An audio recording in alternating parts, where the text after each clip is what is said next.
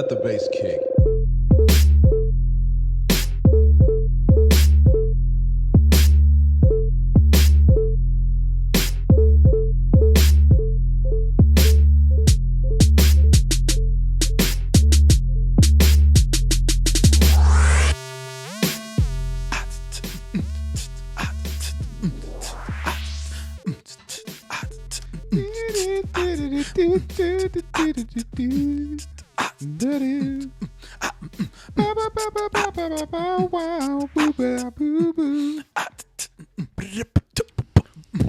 Sapphire Lounge, just on a Monday.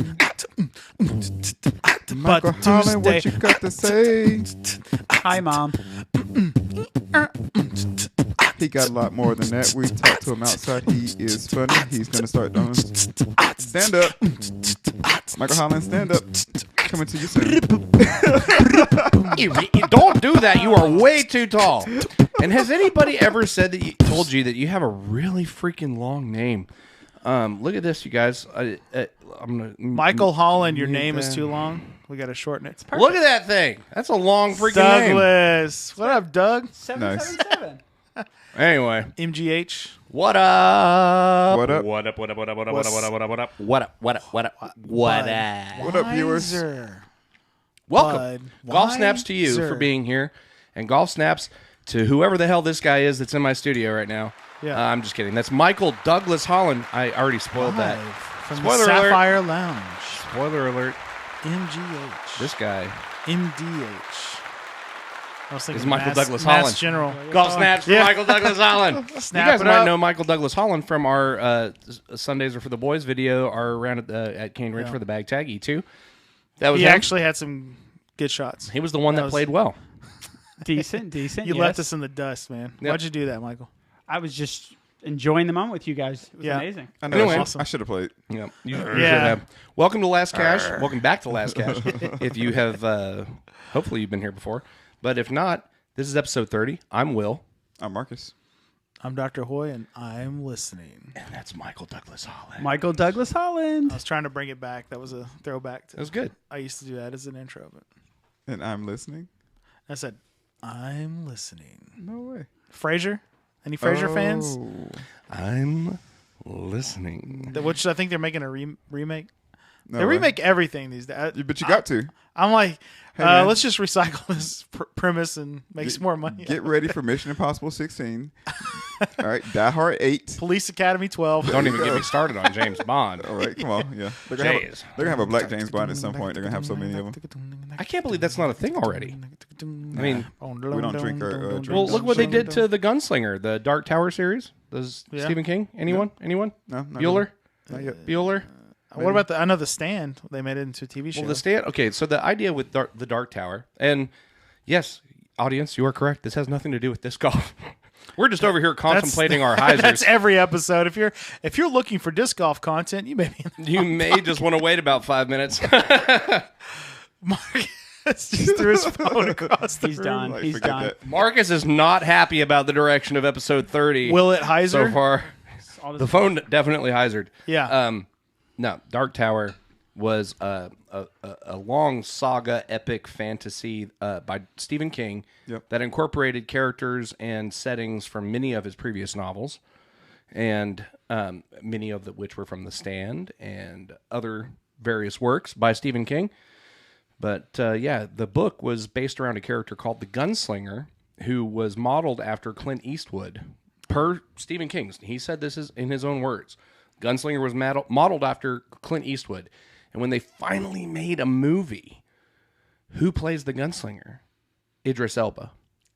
Now, obviously, we're all about talking about diversity in disc golfing and other avenues in life, and we'll just get into the weeds right off the bat in episode 30. But, you know, you have these kind of, I don't know how to frame it, but where a character that is written as a certain ethnicity is played by another ethnicity in the movie, and it's all in the interest of more diversity and incorporating more people. But where it really falls short with me is when you change the story to make that happen. Because due to certain interactions between characters throughout the course of these books, the gunslinger could not have been a black man because one of the main characters in the story is a black woman who refers to the gunslinger often as honky. Oh. So you see where the problem lies here. Yeah. That How do they feels a little cheap, right? How do they tackle that in the show? I have not watched the movie because I'm boycotting it. Oh, It was okay. is it? It was good. I'm sure it was good. Idris I remember Elba, they complained about Idris The Last Elba Samurai, is an amazing Tom actor. Cruise. Idris Elba is an amazing actor and a bronze god. The guy is devastatingly handsome. I am in jeopardy of falling in love with him as we speak. Just imagining. I just watched a movie with him in it last in a night. duster and a Molly's- cowboy hat. Who else was in the movie though?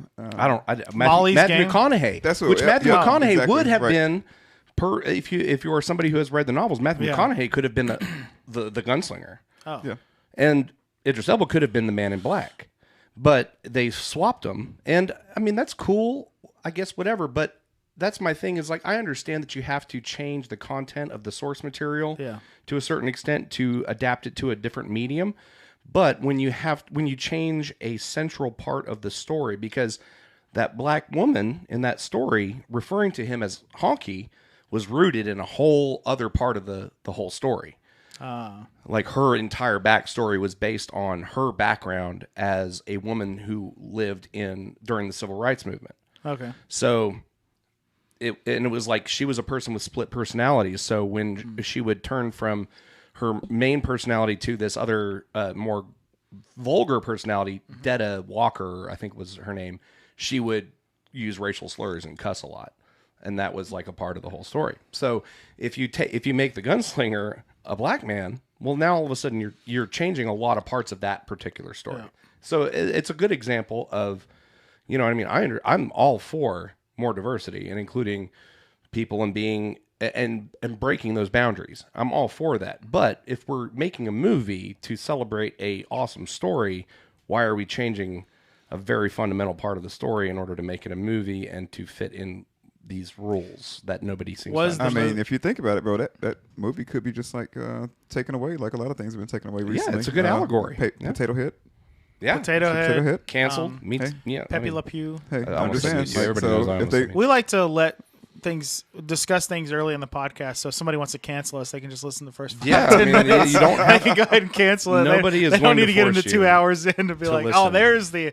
there's the part that we need to take out of context. I'm just glad my episode is going to be known as the controversial episode. The one And where I've Mike said was one super word so excited far. to be here until we started Yeah. talking, and then I'm the just rest of gonna the step episode, around this he landmine sat real staring quick. at the camera like, Great, hey, Mike, great suggestion for opening segment. I did not know I was walking on to Bill O'Reilly's replacement episode. Yeah, exactly. Yeah.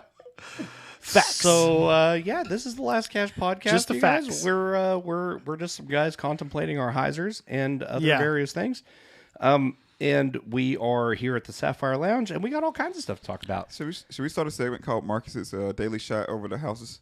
Yes, I really do think we need to get that going. Today, 'Cause- Marcus threw a Maverick. Yeah, And yeah. Tell us cleared, about. did not hit the truck. It was the a white soft truck Maverick, driving too. through. I've never seen one. Soft of those. Maverick, and cleared 2 homes.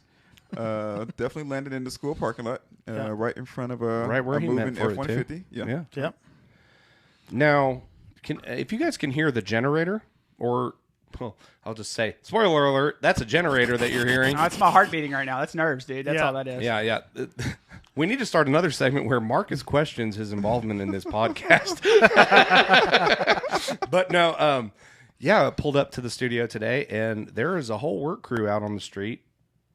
We thought they were messing with the sewage line, but apparently it's not the sewage line. It may be a water main or something, but there's a gigantic pump outside making a jug noise. So if you can hear that, we're just going to kind of joke about it and make it a part of the show. That's going to be our unofficial guest. The pump / generator, whatever the hell that thing is outside, is now sitting in the timeout chair in Trey Batson's spot. Yeah. So we haven't had to use that in a while. No, it's good. That's It's good to have somebody filling that seat, warming the Exactly. bench, if you would, Yeah. or will, or could. Shout out to Trey Batson. Shout out to Trey Batson. Up to no good as always, I'm sure. Out there running Started around. I making gotta tell trouble you in my guys about neighborhood. Trey after the episode. Okay, don't let me forget. Okay. I love You that can't kid. talk You about sure him? you don't want to tell On it air? on the story on the show? Come On on. air. Oh, he's coming to the wedding. Tell it on the show. Oh. Tell it on the show. Spoiler. That was it. Oh, he's coming to the wedding? I'll tell you the whole story. Okay. Well, speaking of spoilers, You getting a ride to your own wedding? here's the first rant. Breaking news. Breaking news: Trey Batson needs a ride.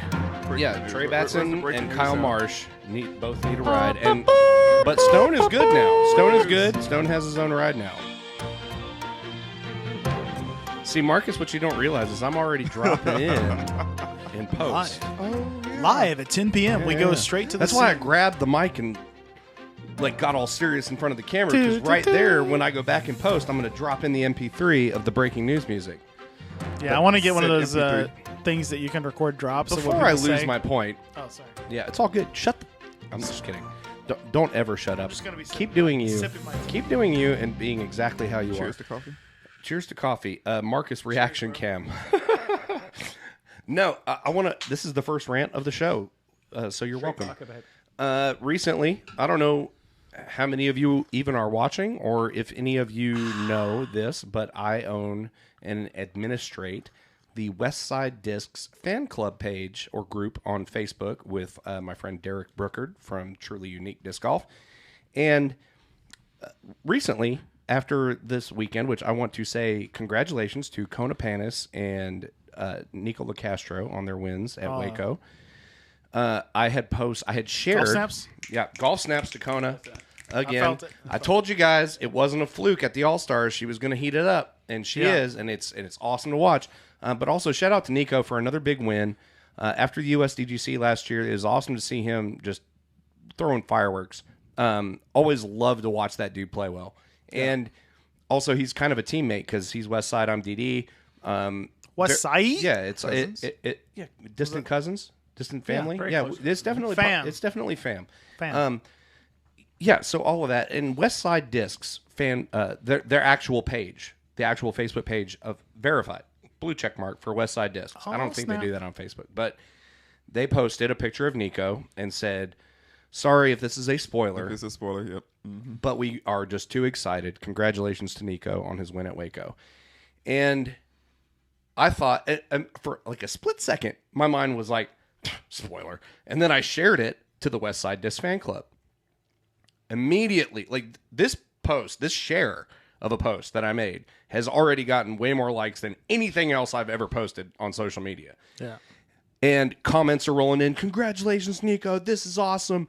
Blah, blah, blah. 200 likes. Everybody's all excited. And then this dude in Finland, I assume it's Finland, could be Sweden, but it's one of the two. I'm 90% sure. Says, "Dang, I was watching the last round of coverage now, and this spoiled it for me." The profanities that flew through my head in that moment. Fuck spoilers. Dude, they're not what spoiler? Yeah, Dude, that already happened. this isn't The Walking Dead. Yeah. This is disc golf. Yeah. Am I alone here? I mean, No. am I the only person that thinks it's ridiculous for just- somebody to complain that the outcome of an event was spoiled on social media? You gotta get off that's- Facebook. I mean, I know better. Yeah. I want to watch it. I just get off I Facebook. definitely that don't time. look at Facebook Yeah, if I'm waiting to watch yeah, the newest yeah. episode Yeah. of The Walking Dead. Yeah. Yeah, you got to pick your addictions. Yeah. And gotta- don't you yeah. dare try to make me feel guilty No. for your imaginary spoiler. Nah, bro, especially because I shared it and it was from West Side Discs, the dude's sponsor. I pounded on the table. No, Podcast faux pas. Yeah. But this is definitely one. I even texted Telly that morning. I was like, I slept on this. And then I woke up. The first thing when I woke up at 5:30 a.m., I texted Telly and I was like, hey, if you need an idea for a rant, how about people complaining about disc golf spoilers? Yeah. Oh, There was no a- need, Telly. I got it covered. Yeah, humble brag in the Patreon of Joe Mess Pro that I'm a member of. You got money like that, bro? Yeah, $20.12 a month, Dang. bro. In the Patreon, they had an interview with Nico, and it's like a 12-minute interview after the round, and you have to watch. You have to You're gonna show get us? access. Yeah, I can. I guess we can figure out how to put that in or something. Okay. But it's 12 minutes. Yeah. So, but dude, Nico's outlook on life and disc golf, and the fire he has at the very end, he's like, "Yeah, I better watch out. I'm coming," or something like.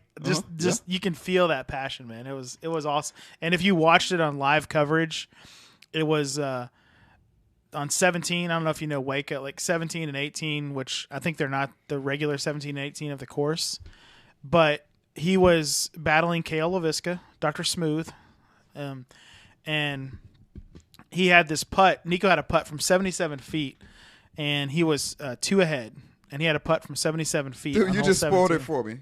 Yeah, exactly. Okay. Damn you, Dr. Hoy! He hits the putt. He hits the 77 footer, and he's like, yeah, people didn't clap.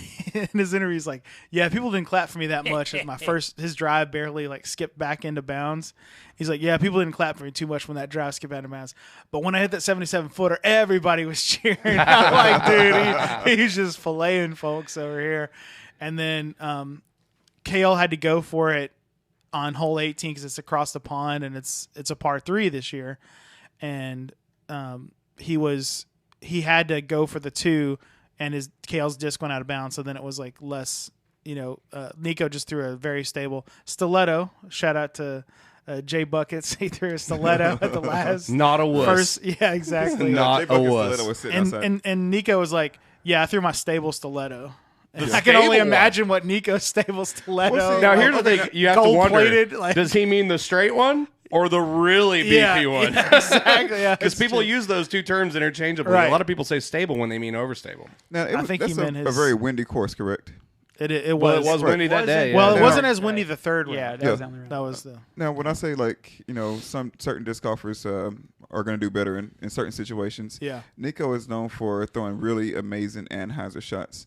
And that means he obviously dabbles around with stable discs. So Yeah. whenever it comes to like windy courses, I'm definitely going to give him a little more edge on people because his style is definitely molded toward And windy courses. He hit 7 birdies through the first 9, and Yeah. then he went +1 like through the next 6 or 7 holes, and Kale was like 1 stroke behind him, and then he still pulls it out, and he talks about the compilation videos. Yeah. Of the Oh no, those ones you sent me. I did not send those to him. Yeah, no, nobody knows where they came from. But that guy on Facebook, on YouTube, he made a compilation video of like Nico getting upset. But it's funny because I go back to Thanksgiving when the Gatekeeper Media videos dropped from MCO, and I had my parents because we were all just sitting there like, what are we going to watch after Thanksgiving dinner?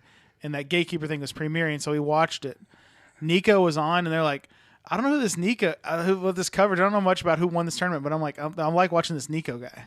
And that was just random people tuning in because he hits a putt on hole 1 for That's a 3, Nico, man. like through the wood. He was like off like near hole 2's tee pad at Cedar Hill, and he hits a putt and it like kind of barely hits the cage and just kind of rolls over. And he's like, let's go. And it's like the first hole. I'm like, it grabs you. Well, that's another thing to mention he's got too, man. And this is good. He's got that swagger. For sure. And this is good information for all of you guys out there that are newer to disc golf or you're amateur players and you are hoping to create a space for yourself in this game, in this industry, leave your mark, maybe raise your ceiling a little bit. A lot of people ask me all the time for the last couple of years, how do you get sponsored? And there's a very complicated and long-winded answer to that question that I normally will give to people that I feel are really interested and have something to offer to the sport. But this is a perfect example of what you need to do. One, understand that being good at disc golf and winning big tournaments is not the one tried and tested and proven way to get sponsored. I mean, be somebody that is engaging, that people like to watch, that people want to see what they're going to do. Be somebody that is relatable. Be somebody that's real. You know what I mean? Like Nico is all of these things in spades because he is as real as it gets. That guy does not sugarcoat anything. He says exactly how he feels. If you can actually get him on a podcast, the few times I've seen him on a podcast, because we had him scheduled to be on this one as well, and he ghosted us. Yeah. And no hard Ghost feelings, protocol. Nico, if you see this, no hard feelings. But, man, and you're always welcome to join us anytime. You can call in right now if you want to. I'll stop the whole thing right where we are, turn this bus around, and I'm spanking every one of you guys on the way back to the house. But no, he's somebody that everybody wants to watch. He's good on camera, man. The camera loves Nico. Yeah. And it's people like, that's why people like Eric Oakley and Zach Melton can battle with injuries and struggle in on their finishes. But they're still moving plastic, and they're still getting the most views on YouTube because those are people that people want to watch. Yeah. They want to hang out with these guys. You know what I mean? that's part of it is being yourself, being an interesting person, do something interesting and make it visible. Well, Hoy shared a video with me, and it helped me understand Nico a little bit better. The 2011 Music City Open, I think. And you saw Nico at this time. First of all, the commentary on there is like the greatest thing ever. The guy coming around with the boombox, whatever. And Billy Crump talking in the very shul. quietly. Yeah. But you could tell it was like Nico versus the world in that whole tournament. Like, you could tell everybody else was like, hey, this is us, and this is Nico. And Nico ended up losing by a stroke. But if you get a chance, check that video out on YouTube. I think it's 2011 Music City Open. Yep. But I think you'll understand kind of Nico's me versus the world chip on shoulder attitude from just that video. Well, he also, he had a difficult upbringing too. And he grew up in some rough areas. And he is just a very passionate and excited person in his nature. And he's also been in the spotlight within this sport anyway, which is a small spotlight, but it's still a spotlight since he was very young. And the reputation that has plagued him for the last decade is one that he developed when he was a teenager. Yeah. And how many of us, like I could speak for myself and just say, dude, you guys did not want to hang out with me when I was 16, 17, 18 years old. I was an asshole. Yeah. I was. And I mean, watching Nico for the last 5 years, it's just a drastic, marked change. Yeah. He's a changed person. Yeah. He has grown and matured, and the mind that he has for the sport, the way that he analyzes things, and the way that he positions himself, it's all very calculated. And and it's awesome to see somebody it's awesome to see somebody getting some success who is calculated, but is also real. Like. He also tells it, he's like, nobody's thrown as many shots as I have right since such and such year. Like he goes into like his calculations of how many shots he's thrown. That's just part of the interview. It's like he really has calculated this. Everybody made like a video during like the hardest part of COVID, and I think that his video was like, straightforward, like, hey, this is what I'm working on. And it seems like he's actually done that work, getting a win. Now everybody thought, hey, this is a time when I can really get that putting practice.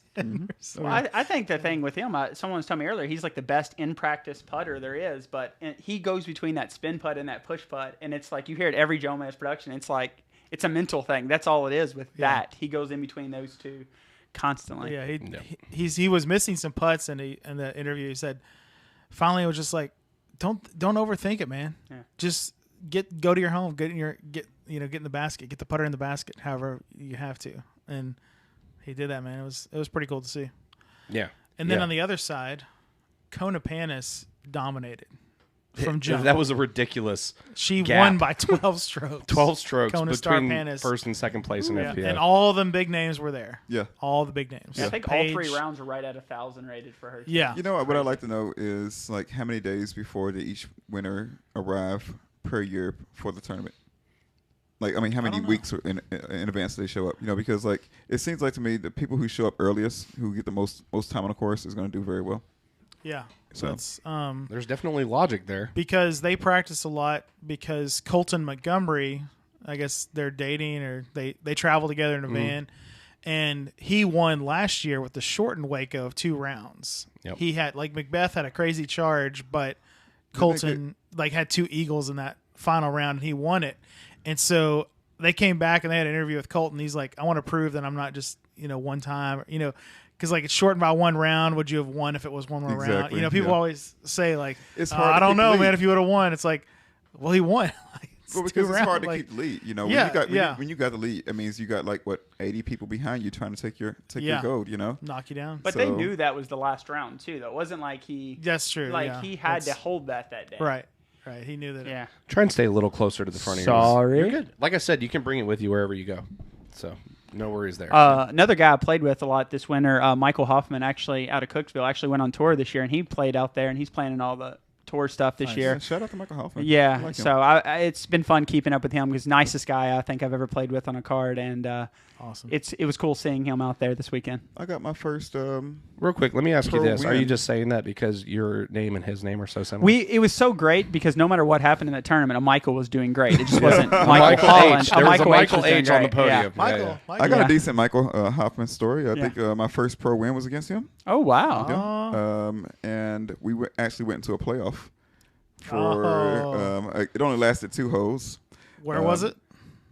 Clarksville. Okay. I'm thinking the course that we're probably not going to play anymore. Sean Groton, please bring it back. It's a good course. But yeah, we went to a playoff. Second hole, I threw one in from about 110 feet. Very nice. And I was just thinking to myself, like, all right, man, you can do it. I told him, I was like, dude, you got this, you got this. I was thinking to myself, like, please don't do it. You know? I have never played. Josh Houke and him are the most ready putter you'll ever play with in your life. Like, Michael gets up to his lie, puts it down, comes up, all in one motion, putts it, and drills it. Didn't miss a putt the entire time I played with him. Sheesh. He's a good player. He's deserved to be on the road. He's really good. Michael, let's check in with the audience real quick and give them a little bit of information about you. You have become a good friend of ours. You're at all of our stuff. You play all of our events, and you're a fixture among the Music City Disc Golf and Nashville Disc Golf communities. For those of you that are watching this that have no idea who Michael is, he is a teacher. He's an educator in elementary. I believe you teach 5th grade, correct? Yes, sir. Okay. And he has, over the last couple of years, has started a disc golf club at his school for his 5th grade students, which is awesome. Golf snaps for Michael. Snaps. And, you know, we've tried to support him in that effort as much as we can. And I remember, it was 2 years ago, you were winning amateur division in the putting league at Little Harbor. It was just, everything's flying with COVID, but literally just last year, yeah. Wow. Yeah. So, yeah. And now you're playing pro, and you've had a lot of success until you played with us at the back tag. No, I'm 6 pro events, last cash exactly 5 times, and last not cash once. So never tied for last cash forever. That was the goal. So I'm $256 richer than I was to start the year. Boom. I am like $1,500 into paying to get in tournaments. But yeah, hell yeah, golf snaps from Michael. That's dope. Golf lost snaps cash, for you. baby. Money.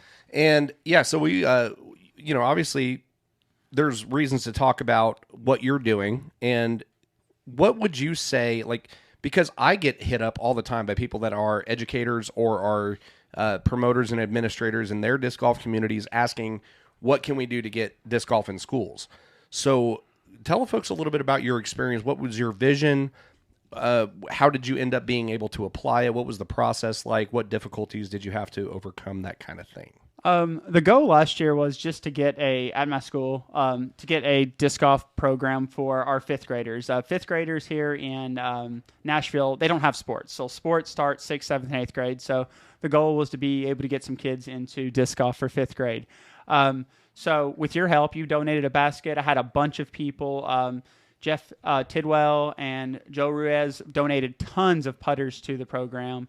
And the goal was to have an after-school program and just teach the kids the basic of disc golf, and at the end be able to host some kind of tournament. We got about a month and a half into our program, and then, of course, COVID hit and kind of shot everything down. Unfortunately, this year, the schools really haven't approved for us to do anything too hands-on because we just got back in person a few weeks ago. But it was not a big issue. I mean, the community here is so amazing. Just posting one thing on Nashville Disc Golf Scene got everything I ever could have needed. I was able to talk to quite a few people. You actually hooked me up with Zoe Andike, and I spoke with her for about 2 hours one afternoon talking about how to get everything going and get started. It was a blast. It's something I definitely want to bring back in the future, no matter where life takes me. But yeah, it was no issue. The communities everywhere are amazing. It's so crazy how disc golf, if you just tell someone you want to do something, you don't really, you just go with it. They take care of everything. And that's really what happened with that. That's awesome, man. I mean, and yes, that is one of the many things that keeps me plugged into this this sport, this community, is everybody's willingness to support good causes.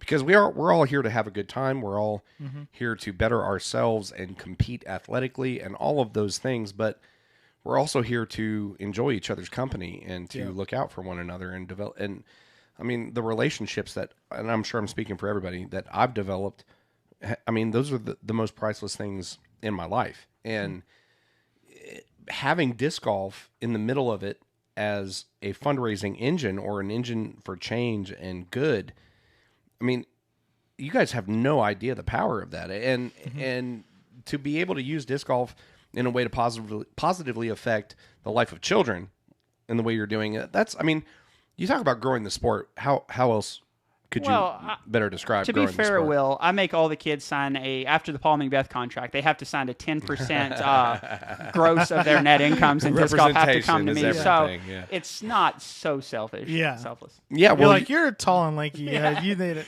Yeah. Very selective about who I select in there. Yeah. Yeah, you're somebody now. You're on a podcast and stuff. So everybody, you're a known man. Hey, he's got the tall lanky frame too. Yeah. No, but it's awesome what you're doing, and obviously, I mean, this speaks to a wider issue where, and I don't know if it's happening more to me lately or I'm paying more attention to it lately, but more people asking, how do I get involved? How do I help? More people kind of, somebody recently kind of proposed that there were people itching and dying to help that we just wouldn't let them. I feel like we're going into a rant. It's cute. And I'm not going to go into the rant, but you got this, buddy. Let me just paint a picture for you guys. If that has ever been something that you've considered asking of another person within the game, here's how you do it.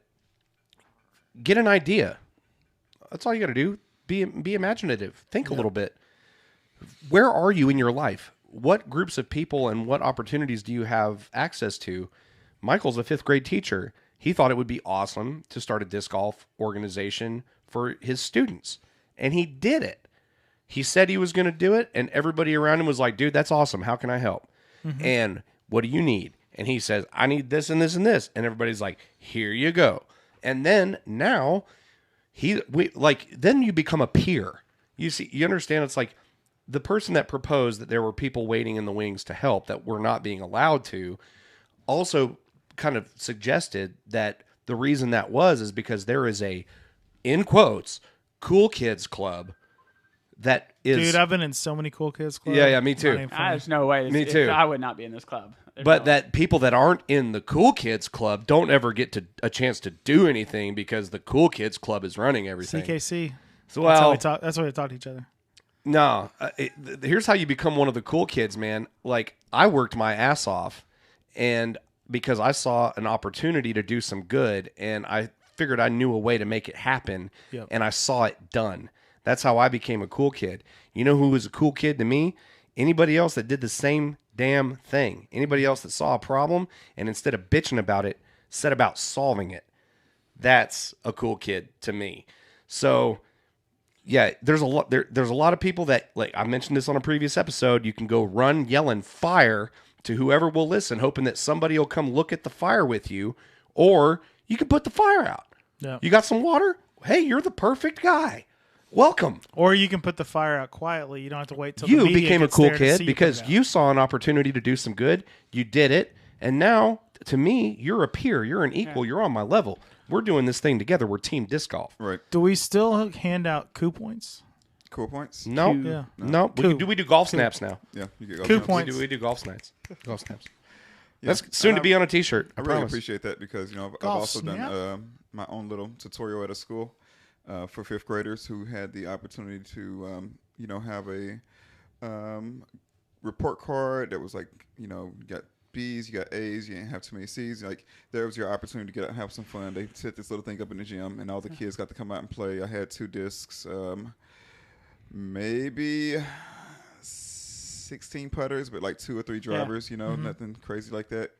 Just had a couple of videos playing. Had 2 baskets, and they all had a great time. So I really enjoyed getting a chance to get out and helping and see some kids. And a lot of people inspire some kids. A lot of people are like the complaining. I do think that's the next big open spot is the youth here in Nashville to like do some amazing things with disc golf. So if anybody's listening today or anybody's wondering, it's like that is, I think, if you want to get involved, that's the way I think the next place to be is the youth and what we could do here in Nashville, because I think a lot of kids don't get in disc golf because they just don't know. I mean, even think about when you first started playing disc golf, you're like, what are these? And then as soon as you know, you know.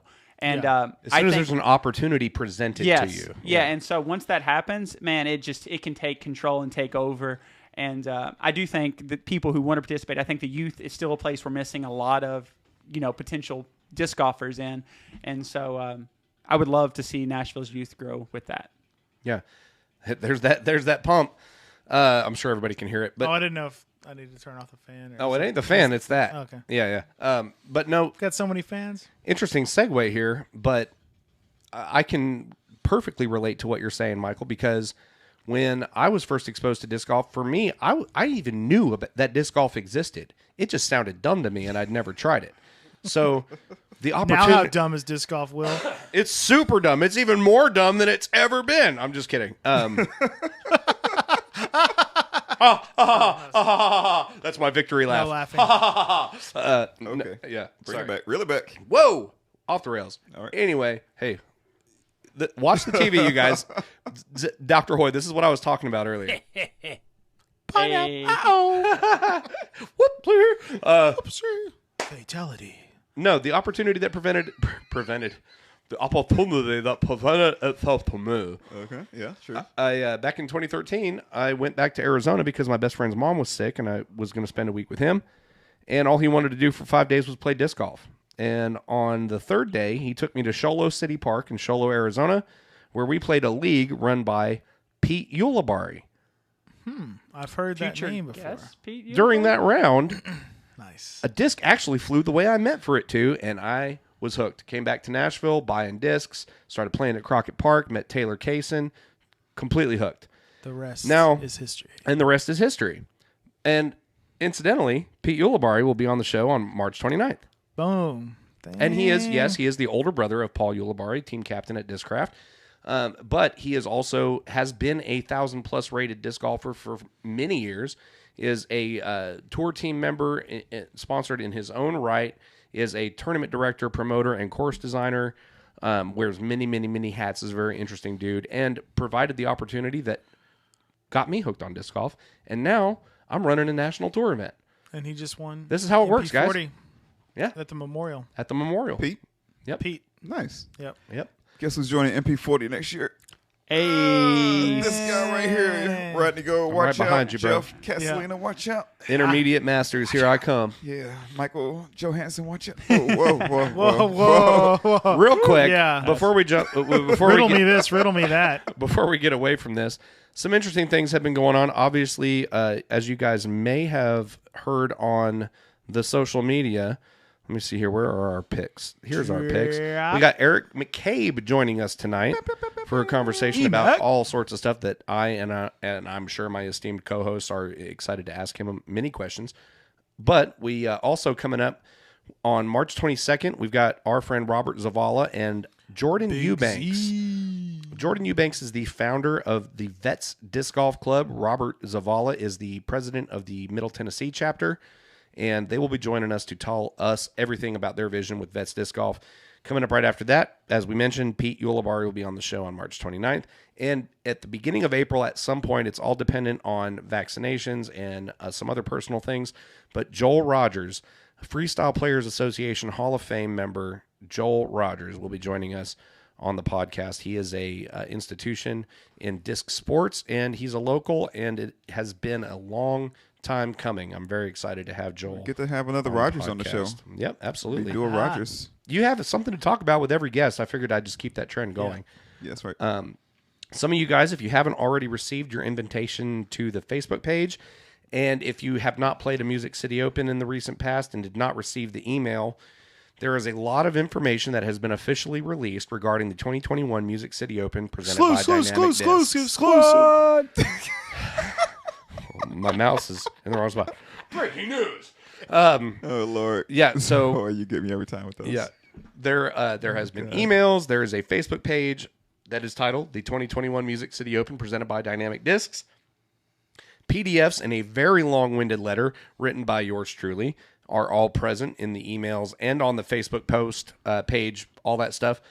So check that out. That is everything you guys need to know to begin your planning to come to the Music City Open this year. Registration pages are built. They are available on Disc Golf Scene. So any information that is not in the letter and on the Facebook page is on the Disc Golf Scene pages. But it's official now. That's a press release that just went out this morning.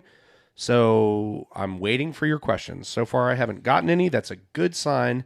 I feel like I probably addressed just about everything. And I brought you in to make sure I did just that. Is that correct? Yes. Registration opens Monday, March 22nd. Monday. Central Time. We'll sell you the whole seat, but But you'll only need the edge. Wow.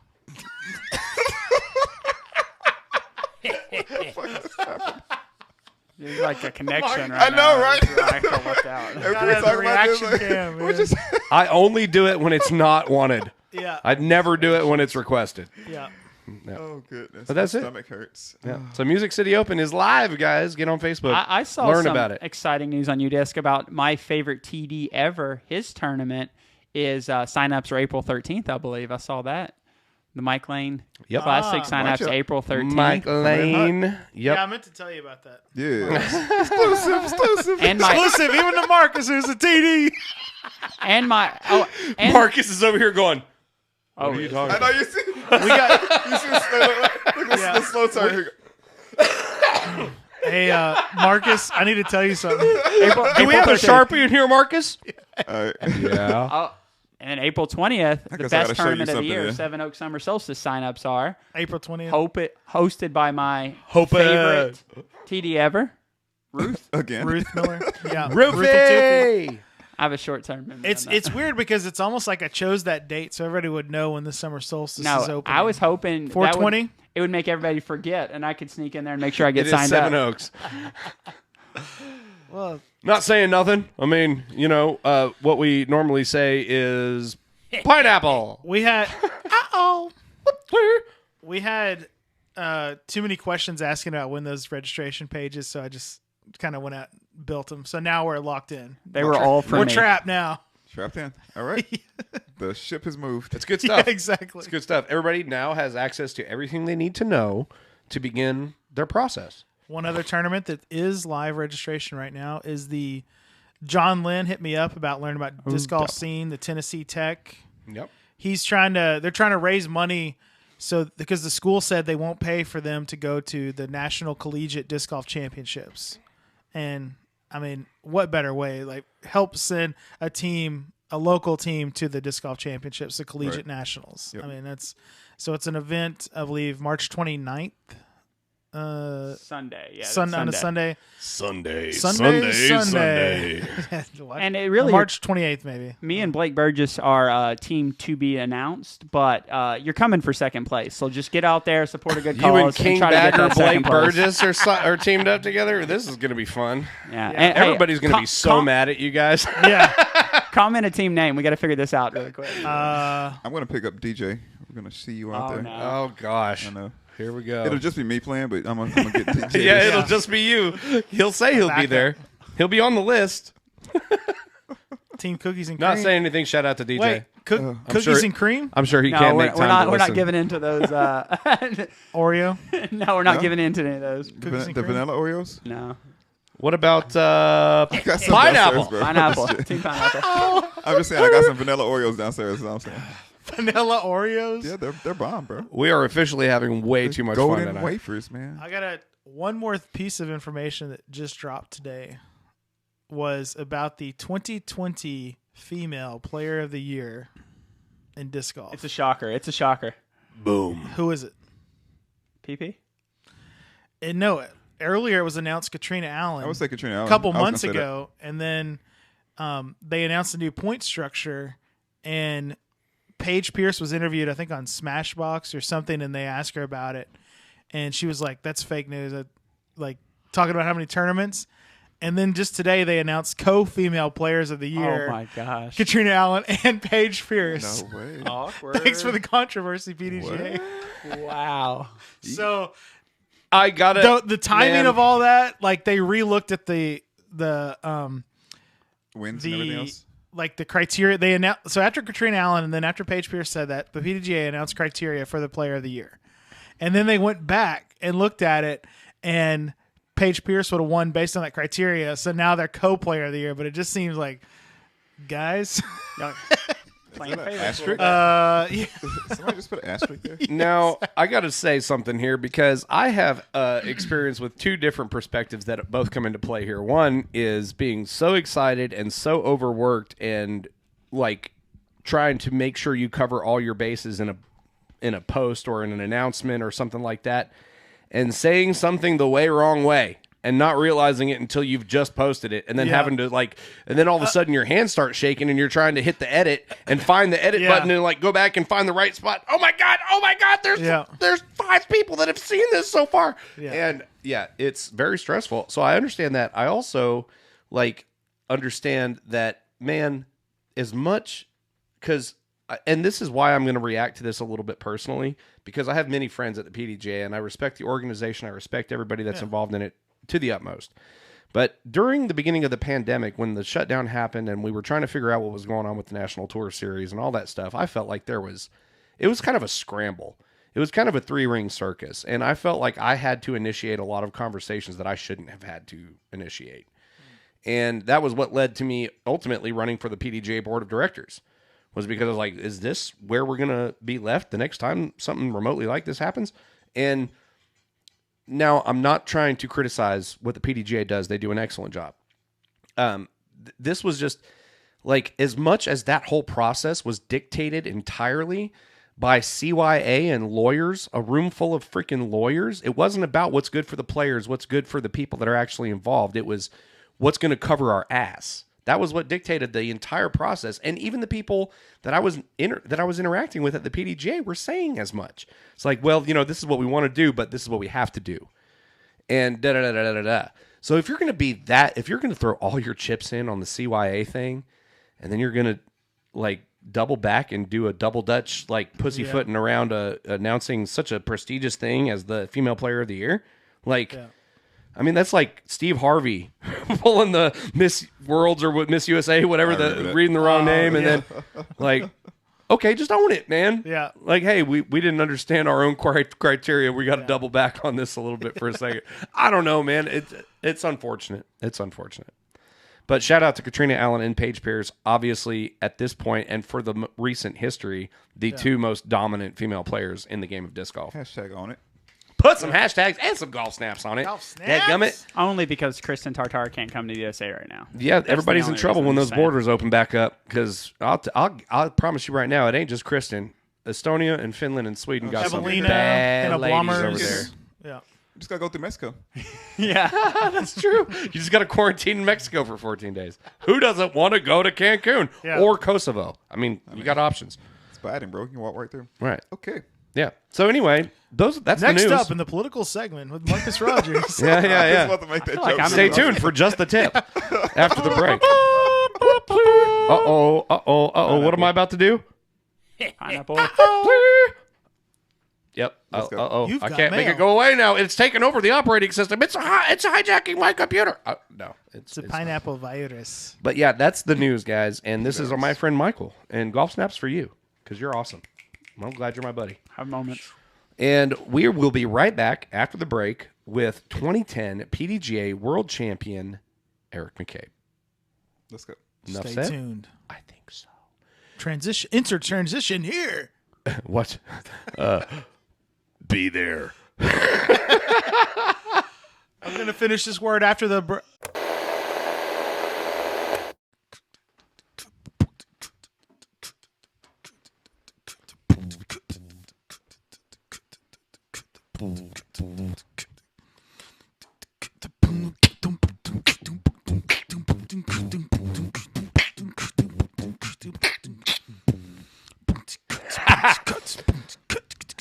What up, Davon? You guys can't see it, but Davon just came through the room. What up? What up? Hey, psych out on the break. Turns out Eric's trying to eat some dinner, so I realized that we forgot to talk about a couple things.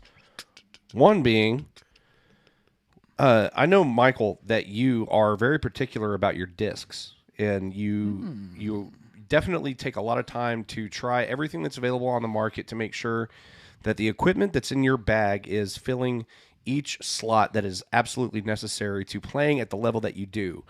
And I know that you brought your mainstays that are in your bag from your entire range, from your putt and approach all the way up to your distance drivers. So I feel like it would only be fair for us to show the audience what you're working with in your bag. To be fair. For sure. I'll start with my mid-range. It's the moneymaker. This is the Emac Truth. You may have heard of it. Lucid Plastic. It's my back range, mid range. Great. I don't know how this works. You're Cameras. on that one. Yeah, on that Perfect. camera. Yeah, this is my baby right here. Gets me all the birdies. I know you guys see me at Seven Oaks taking down that top spot every Wednesday. Mm-hmm. That's where it happens right there, that mid-range backhand. Kill him, Mike. It's so powerful that for a minute there he didn't even have a face. It was Yeah. just Kill an him, Emac I go Judge. to this one for more of the flick on the mid-range. This would be that Music City Open 2019 stamp. Really dope stamp. That's the 2019. It's Emac Truth. Shout Shout out to Charlie Matthews. I was Charlie about to say Daniels, too. I was about to say Charlie Daniels, Murphy, Charlie Daniels. Yeah. No, Charlie Matthews is You the can right take one. this one down to Georgia and whoop the devil anytime. This is a great disc right here. Then I like to go to my big boys, my big drivers. This is my official Alpo Ogwood Emac Truth. You can Nice. really just rip on this baby. I can get this over 200 feet easily. A real thrower, a big boy like Marcus, 350 easy. Throw it over all the I'm houses. detecting a theme here. I mean, that's my baby. Alpo, a last place organization. Shout out. A lot of people like to go with higher Awesome, speed man. stuff for these big boys, but this is like pretty much the same as a destroyer for most people. For me, Ooh, look at that nice. pearly. This is the New York Yankees Emac Truth. This is Get a the hell really out good of here, disc. Yankees, man. I Come mean, the on. Yankees are terrible, but that's a beautiful disc. Yeah. A little marbled. New York. Go to my putters. Yeah, This let's is my check it out. super beat-in moonshine Emac Truth. Just as straight as an arrow. I mean, just a beautiful, beautiful disc.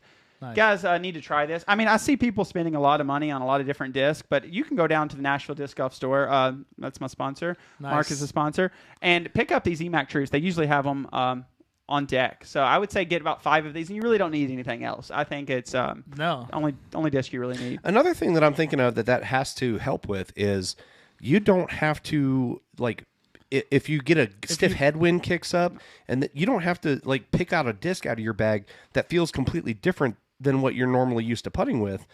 You know, you're used to that feel of that Emac Truth, so now all of a sudden that thing's just slicing right through headwinds, right and left, all the way into the center of the chains, right dead in the center of the heart of the chains. Slicing and dicing. Yeah, that'll get you 8 down, 9 down at Seven Oaks every Wednesday. I'm just putting out there. Stop overthinking it, kids. Just grab the Emac Truth. Yeah.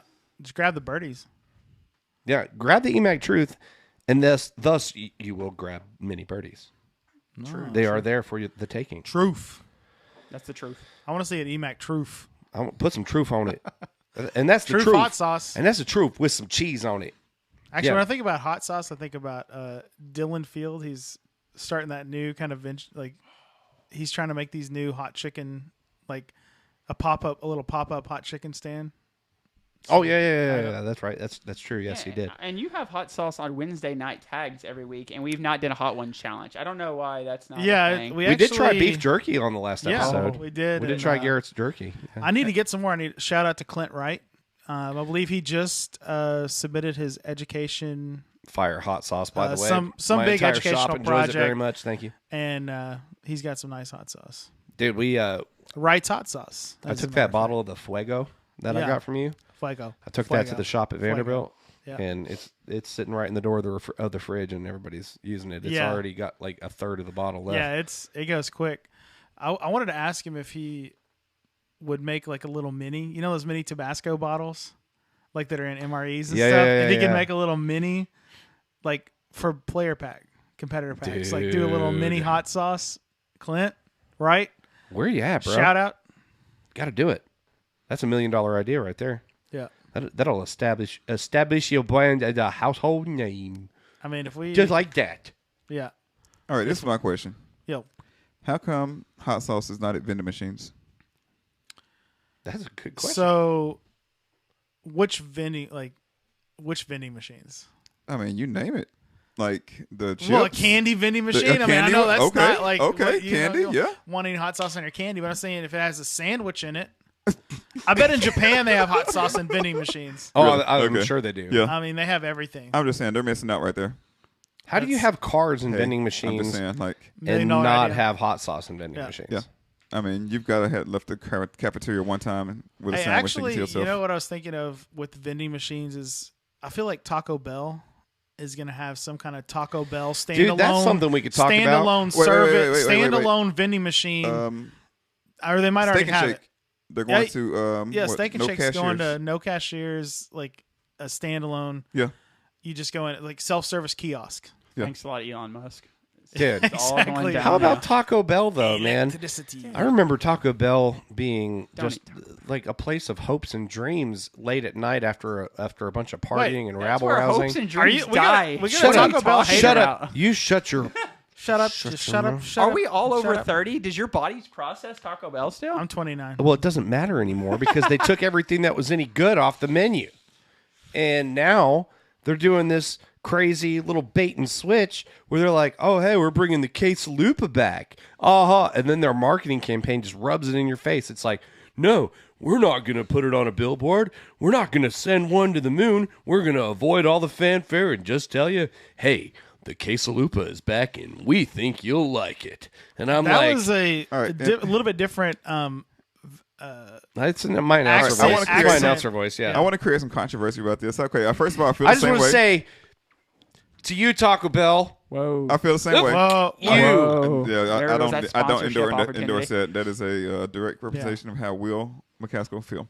All right, so two things about Taco Bell. First of all, I feel the same way you do. However, Wait, they did second thing. sponsor Malachi. I'm sorry. And the second thing, well, first of all, Mexican pizza. You got to bring it back. But the second thing, Thank you. isn't Mexican food all just the same thing? Just mixed No, around? not Like, all Mexican hey. food is the same thing. No, all no, I'm just Taco saying- Bell no, food no, is the same no, thing. no, I'm just saying, like, so per- why do you have to take stuff Like, off the menu? This is what I'm saying. Per Mexican restaurant, whether it be just Taco Bell, we're talking about Taco Bell by itself. All their food's No. basically like the same thing. It's like, hey, you're getting Oh, yeah, either Taco Okay. Bell. Yeah, Okay. Do you want Taco corn or Bell. flour? Do you want it fried or Exactly, soft? Taco exactly, Bell, exactly. for Come Do you on. want nachos? You get Come the on. meat and vegetables on top of chips and cheese. Come on, Do you want a switch it up? burrito? It's all in a. I counter. Do you want a I tostada? counter It's this. a corn thing fried. And No, you're Taco Bell. You're right. You're not right about Mexican food. I You're ask right. you It's this, Taco Bell.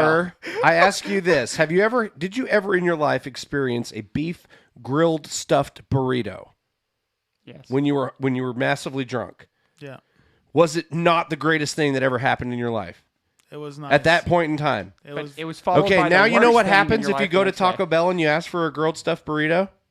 They say, "Oh, we don't have that anymore, but you could get a burrito supreme grilled." Okay, now my challenge to you is go get a burrito supreme, ask them to grill it, take a bite, tell me is it the same? It is not. Wow. It is not. Speaking of fast food, I saw a post today from Jeremy Laser. Shout out to Ramey, and he was talking about at Popeyes. They have some kind of sprinkle packet that's called Cajun Sparkle. Sounds fun. He's like, get you Sounds festive. next time you go through Popeyes, get you some Cajun Sparkle packets. And Ooh. I'm intrigued. Ooh. I'm intrigued. I'm about to go Ramey. to Popeyes right now. Give you that glitter poop. Why did we come back from the break? We had an extra long break. We could have Cajun gone to Popeyes. Sparkle. It is right around the corner. They deliver. Yeah, there's some craft beer scene. They'll have some glitter bomb unicorn beers, and then What? afterwards you just look at what's going down there. You get some. The glitter is it's beautiful. It's beautiful. It's Yeah, been bombed.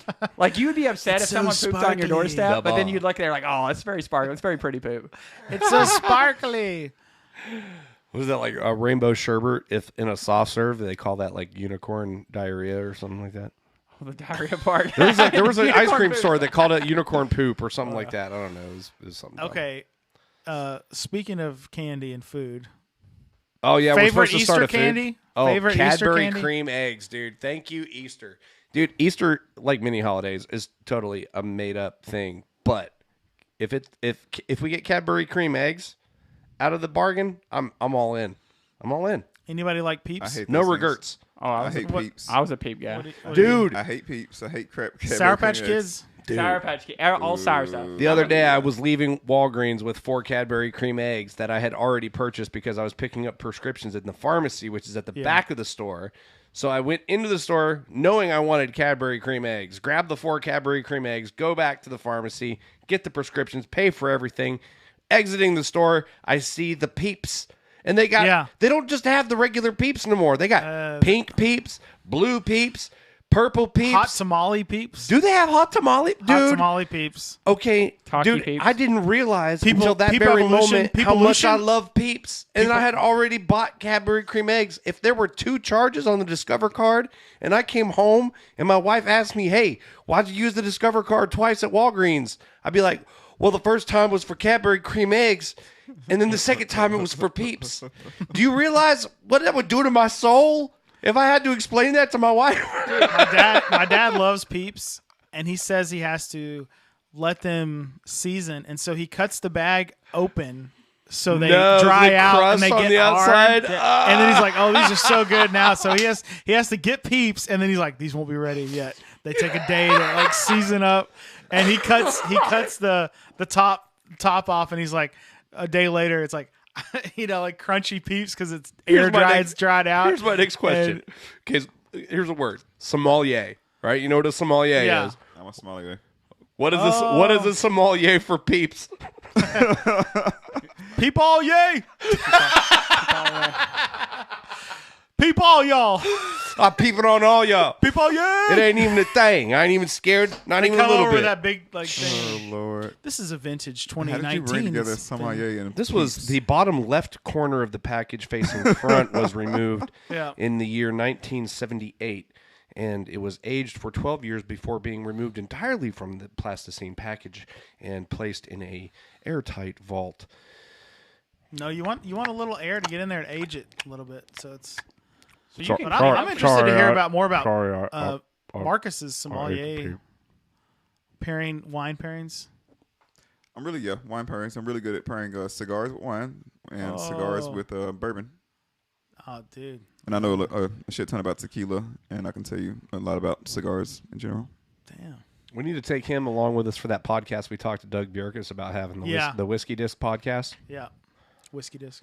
Okay. Yeah. Let's do it. That's going to be tough to say. But yeah, it's like most people think that sommeliers or sommelier, depending on how you say it, is just strictly wine, but it's actually cigars, beers, whiskey, and So being able to pair anything. yeah. Yeah, like being able to pair whiskey with dinner.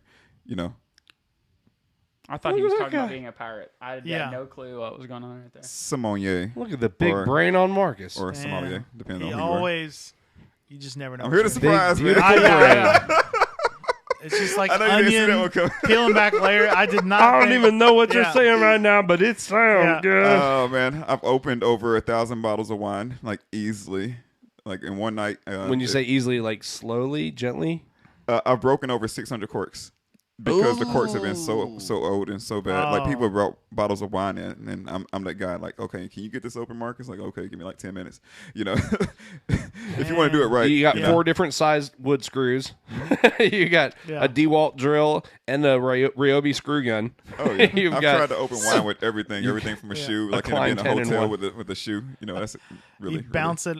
I've seen the shoe bounce trick. the bottle on the shoe, and then it slowly works the top, like you get it on the bottom, and it or something.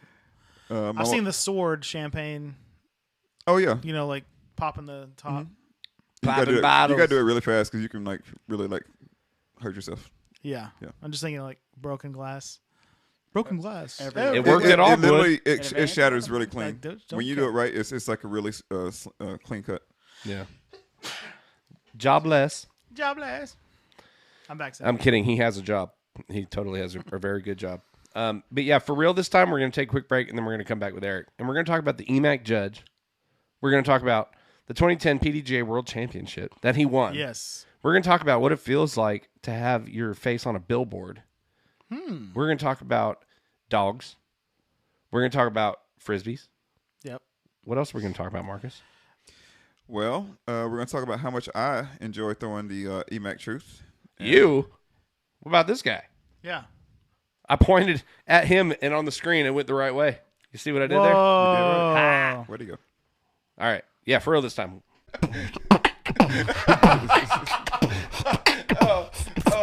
On the podcast, the last cast.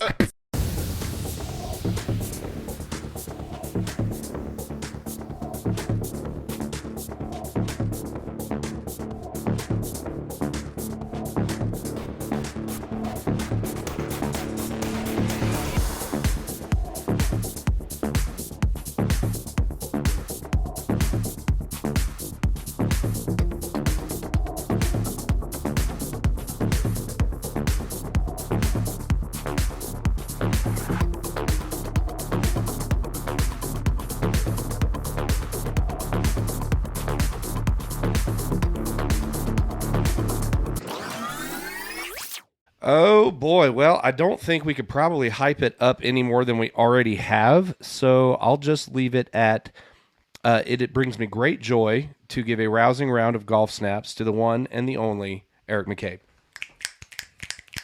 Hey. What's going on with guys? you, man? How are you tonight? I am crazy busy, if you want to know the truth. I gathered. It's been so crazy around at Dynamic, inside and out with team stuff, with course design stuff, with DDO stuff, with new warehouse move stuff, with Denise being in college stuff. It's just crazy. It's a crazy time in life right now. It's good. It's good, though. All good problems. Busy is good. Productive is good, but you've always struck me as somebody that manages their stress pretty well. You do a lot of fishing. I'm sure that helps. Yeah, I try to. I mean, you only get to go around this world once, right? So you might as well enjoy it while you're doing it. For sure. Nice. For sure.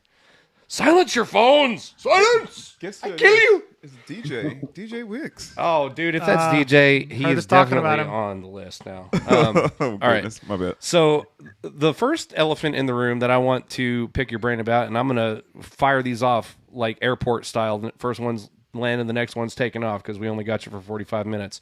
And I know some of these guys want to ask you questions too. But the Emac Judge, man, obviously a lot of buzz. You guys released it in a perfectly calculated, cryptic, teasing kind of way, and immediately the entire disc golf world went, And so I got my prototypes in the mail the other day and took out the evader. It was on top, pretty in pink, just like I like my drivers. I've got a pink Escape, a pink Maverick, a pink Getaway, and I pulled this pink evader out, and it felt super good in the hand, obviously familiar to me. But the one that I was excited about was the Emac Judge. And when I picked up the first of the two, they were 1 gram apart in weight, 174 and 175, both smoky gray beauties with red foil in the prototype stamp. And when this thing got in my hand, I soiled myself. It was the putter I've always been looking for my entire life. I was a Rhino guy back in the day before I found the Trilogy Love, the good Swedish plastic. Mm-hmm. And so I realized at some point I was never going to find anything exactly like the Rhino, so I just needed to pick something. And after much deliberation, I landed on a Warden. But I might be coming right off a Team Warden, to be honest with you. So I like to hear it. How excited are you about this disc? I know this is the second disc with your name on it in the DD lineup, so it's got to be special. It is special. It's very, very special, and it's been a long time in the making, to be honest with you. It's no lie. It's been since 2012, November, in fact, of 2012, since I've been trying to find that putter from the Dynamic or the West Side or the Latitude lineup. And, I started out with Mercies because I'll be honest, for 10 years, I putted with the Challenger. That was my go-to disc, and I never switched off that disc. The Challenger was my go-to. And there was never anything really, the Mercies probably was the closest to it. And it didn't quite have a microbead on the bottom, but the flight was similar. The feel was good. So I used it for quite a while. And then, I wanted to have an all DD bag at one point. So I tried the Judge, tried the Warden, never really tried the Deputy because it was just a little too shallow and a little too understable. And you know how it is trying to find that one putter when you've been working with something for so long.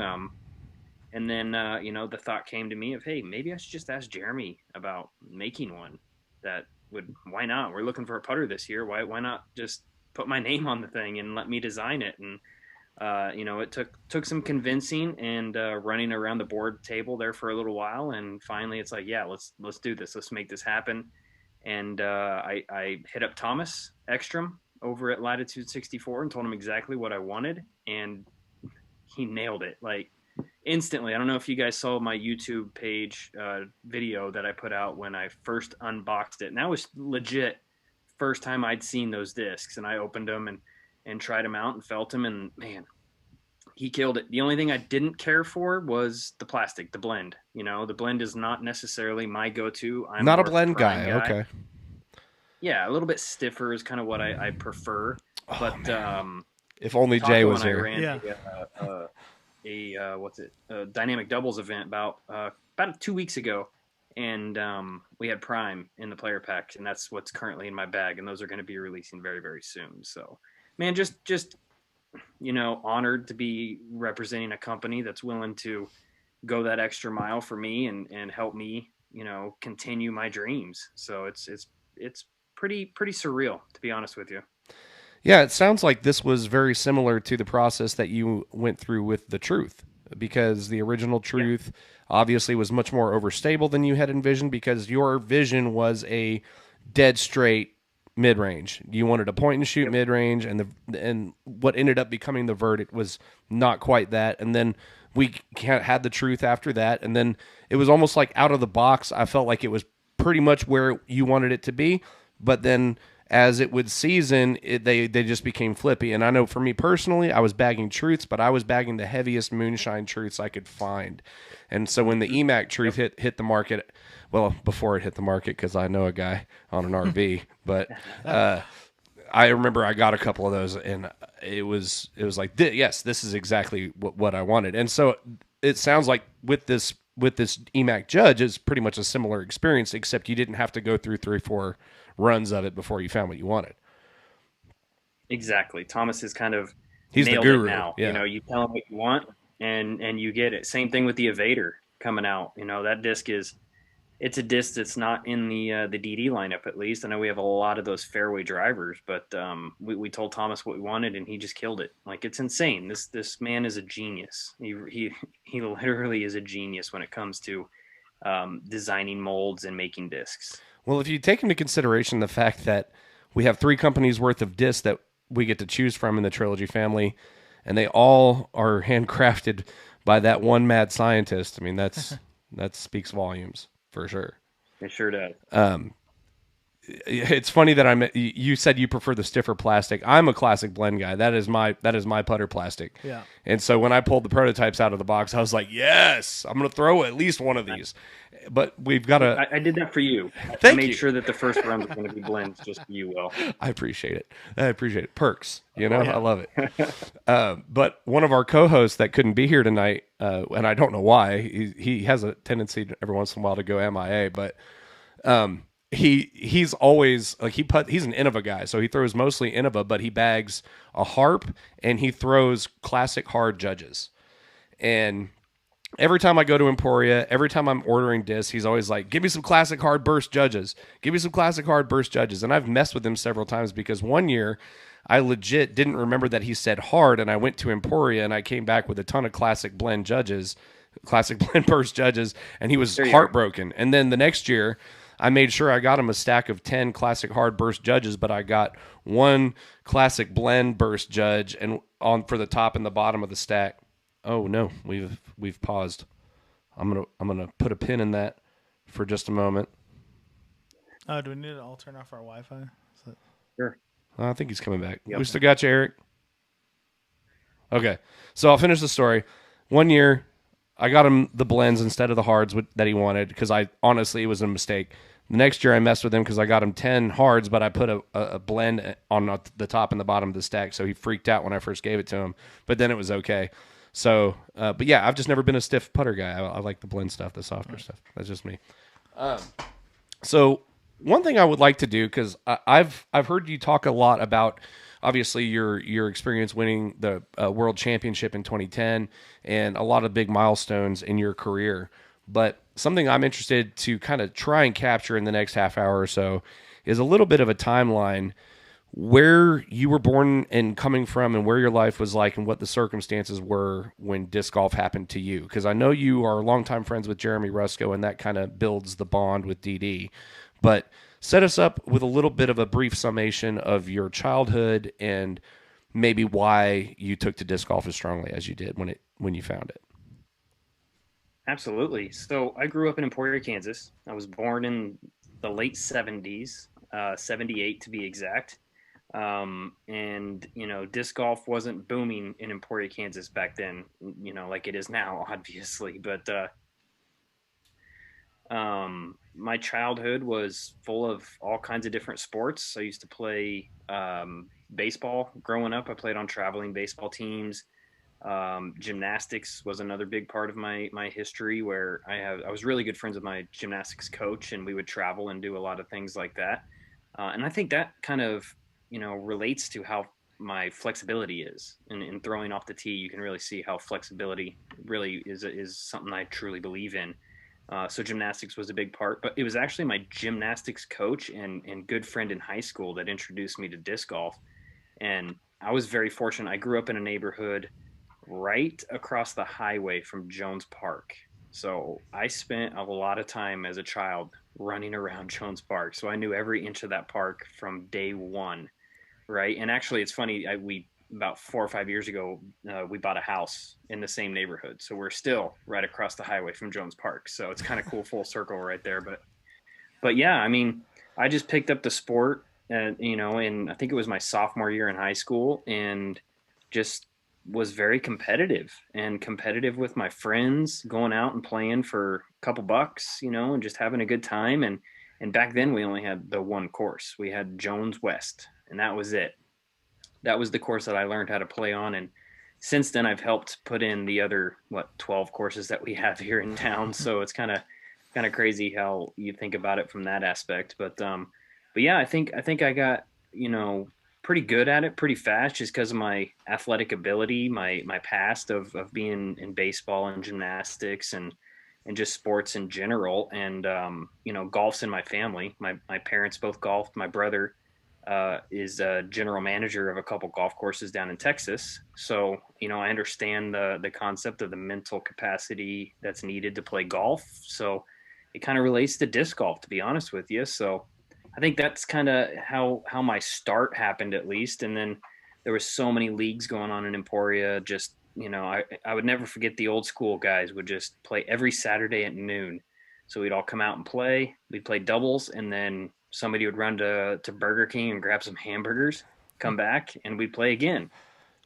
And, we did that all year long. And then I got pretty good friends with some of them, and we would travel to tournaments. And, I was very fortunate to have the Kansas Disc Golf Association running events back then, and just traveling all over the state playing tournaments. And I met Brandon Mace, actually, of Mace Man. Brian Mace is probably the more popular Mace that people know, but it's his younger brother. And we hooked up and went to Texas, and I played my first big event, Veterans Park Open, in 1997 was the year I went down there and played that. And I had no expectations. I didn't know what to expect going down there and playing. But I played AM2, which was a division that we had back then, which is kind of relatable to like intermediate. Mm-hmm. And I won. I won by like 4 or 5 strokes. So I thought that was really cool. And I think that was really a springboard effect into my golf career of wanting to pursue it more, play more, travel more, and compete. That's really interesting, because a lot of people have the experience. I mean, everybody celebrates their hometown and they love where they're from, and they try to remember it or act like they do throughout their life. But you have an interesting kind of perspective, because Emporia kind of came of age with you. Emporia is a very historic town. Veterans Day, the holiday, was founded there. There's a lot of historic draws to that area of Kansas, the Flint Hills, all that stuff. But now it's disc golf central across the world. I mean, that's one of the hubs of disc golf, and you had a big hand in that. Not only that, but now, driving into Emporia, Kansas, you're on a billboard next to the freeway. What is that like? Weird. What? Yeah. I mean, whenever you're coming home, I mean, because you're obviously very busy, and I know that you were just in Alabama and in Kansas City, and now you're home and doing podcasts for your podcast, and then probably your other podcast, and then our podcast. So thank you. But yeah, of course. How weird is that, man? To travel the world, jet setting, engaging in your passion, designing courses and stuff like that, to come home to the place that you love, that you've spent your entire life, and on your way home, you're on a freaking billboard. It's weird, man. I'm telling you. And there's spoiler alert, but there's a new billboard going up in town with myself, Paige Shue, and Isaiah Esquivel on it. Nice. Over there at the RV park for the 3 world champions from Emporia, Kansas. But that's one thing that, man, it is a surreal feeling. But I've said this from day one of getting out and playing more events, playing more courses, different cities, that Emporia is like the best spot for disc golf. And I think other smaller communities could really take notes, to be honest with you. I mean, Emporia is small. It's 28,000 people. We have a university here, so majority of the people here are students a lot of the time, but I mean, bringing people here just makes sense. Like a big city. So here's how I've always put it: like a big city like Kansas City hosts the Kansas City Wide Open every year, and it's a big, fantastic event. But guess what? The city doesn't care. Like Right. they don't feel any type of an impact on 1,000 people coming to their community. Like that's a weekend for them. You know, that happens all the time. Now that happens in a smaller community of like 28,000 people. The economic impact on that is just phenomenal. I think it's around $2 million that the city generates just from that week of disc golf, from people coming in and, you know, buying hotel rooms, filling up their cars with gas, eating food, and all that. So it's, you know, Emporia. If you haven't been to Emporia, it's definitely a spot you need to come. And it's night and day difference if you're coming during the DDO or the GBO, whichever you want to call it, or if you're just coming during The only normal tournament weekend, with a 6-letter acronym. yeah, right, exactly. But if you come like in the middle of June to Emporia, you can have pretty much your choice of any course in town to yourself, for the most part. You know. Mhm. That being said, there's a couple courses that are starting to get more and more people on it. I just got done playing over at Pan, and there was more and more people there. But we do have the Monkey Island Open this weekend, so there's people in town practicing for that. But for the most part, our most popular course in town is the 9-hole pitch and putt Hammond Park. Mhm. And that's what I stress to towns when I'm talking to them about. They want to install this big, massive championship level disc golf course. You know, first things first, you guys have a disc golf course in town. And if not, you're going to need something very, very beginner friendly. Otherwise, people are just going to not want to pick up the game at all. So it's pretty interesting to see what our most popular course in town is. We have a very, speaking of that, a very interesting situation near here in a town called Dixon. And HB put in a big, beautiful course at a place called Buckner Park. And it's an amazing course, and it's super challenging. But it's a town that's got 7 active disc golfers. So, you know, a year or two after the course has been in use, the Parks Department is already talking about pulling it because nobody uses it. Because you take a person out there for their first round of disc golf, they're never going to touch a disc again. It's massive. Yeah, it's punishing, even for experienced players. But so you're speaking to a very true point. And location, I mean, you know, as much as in many industries they tout location as being everything, it's also a very double-edged sword. And, you know, just an opposite-sided coin, because in Nashville, a place like a major city, it's easier to build a big and successful club because there's just more disc golfers. Mm-hmm. But you could put on a big event just about anywhere. And like you said, the community around it is going to benefit. But it's the same thing here. You know, while you would think, oh, it'd be easy to bring a national tour or a major to a place like Nashville, Tennessee, because it's a major city. But the convention bureau, the business bureau, the Chamber of Commerce, it's a drop in the bucket. We just built a multi-billion-dollar convention center in downtown Nashville. They're not going to notice us. So I've just always appreciated Emporia because it's such a destination. Like, if you're not going there for disc golf, there's very few other things that you're going there for. But it's just such a cool little town in general, even if it wasn't for disc golf. But coming from me, my biggest event before I went to GBO for the first time was Bowling Green AMs. And I remember the first time I went to Bowling Green, and like you pull into the Chick-fil-A and the marquee sign says, "Throw discs and eat chicken. Welcome PDGA." And I was like, holy crap. No. What? Oh my God. And then my mind was blown my first year at GBO. The first day we got there, we went immediately to Peter Pan to play a practice round. And we were coming up on one of the lakes, and there was a lady out there with all her kids fishing. And we were coming up on our lives that were right there next to the water. And one of the kids had like started to run out in front of us. And this lady was like, no, honey, let the disc golfers go first. Nice. And two things, like my mind exploded twice because one, she knew what disc golf was. Two, she was like encouraging her children to be respectful of it. And this place is magical. It's different. Yeah. It is. And it's honestly not even the DDO is not the largest event that happens in Emporia. Dirty Kansas. People watch the bike race that happens here.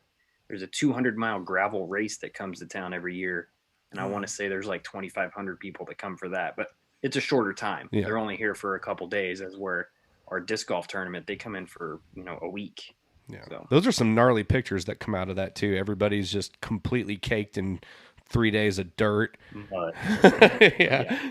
it looks fun, but no, thank you. Yeah. No, thank you. I applaud Bobby. Golf snaps to Bobby for getting out there with Resco and doing it. I don't know if he did it last year, but He the year tried. before. He blew a couple tires and he had to pull out. But Rusco's done it, I think, 3 years, and they do the 100 mile. So there's like 3 different races you can do, and they do the 100 mile. But just still, I 100 don't like to miles. drive 100 miles anymore, let alone ride a bike that far through the Flint Hills. NBD. Yeah. A couple flat tires, no big deal. Nah.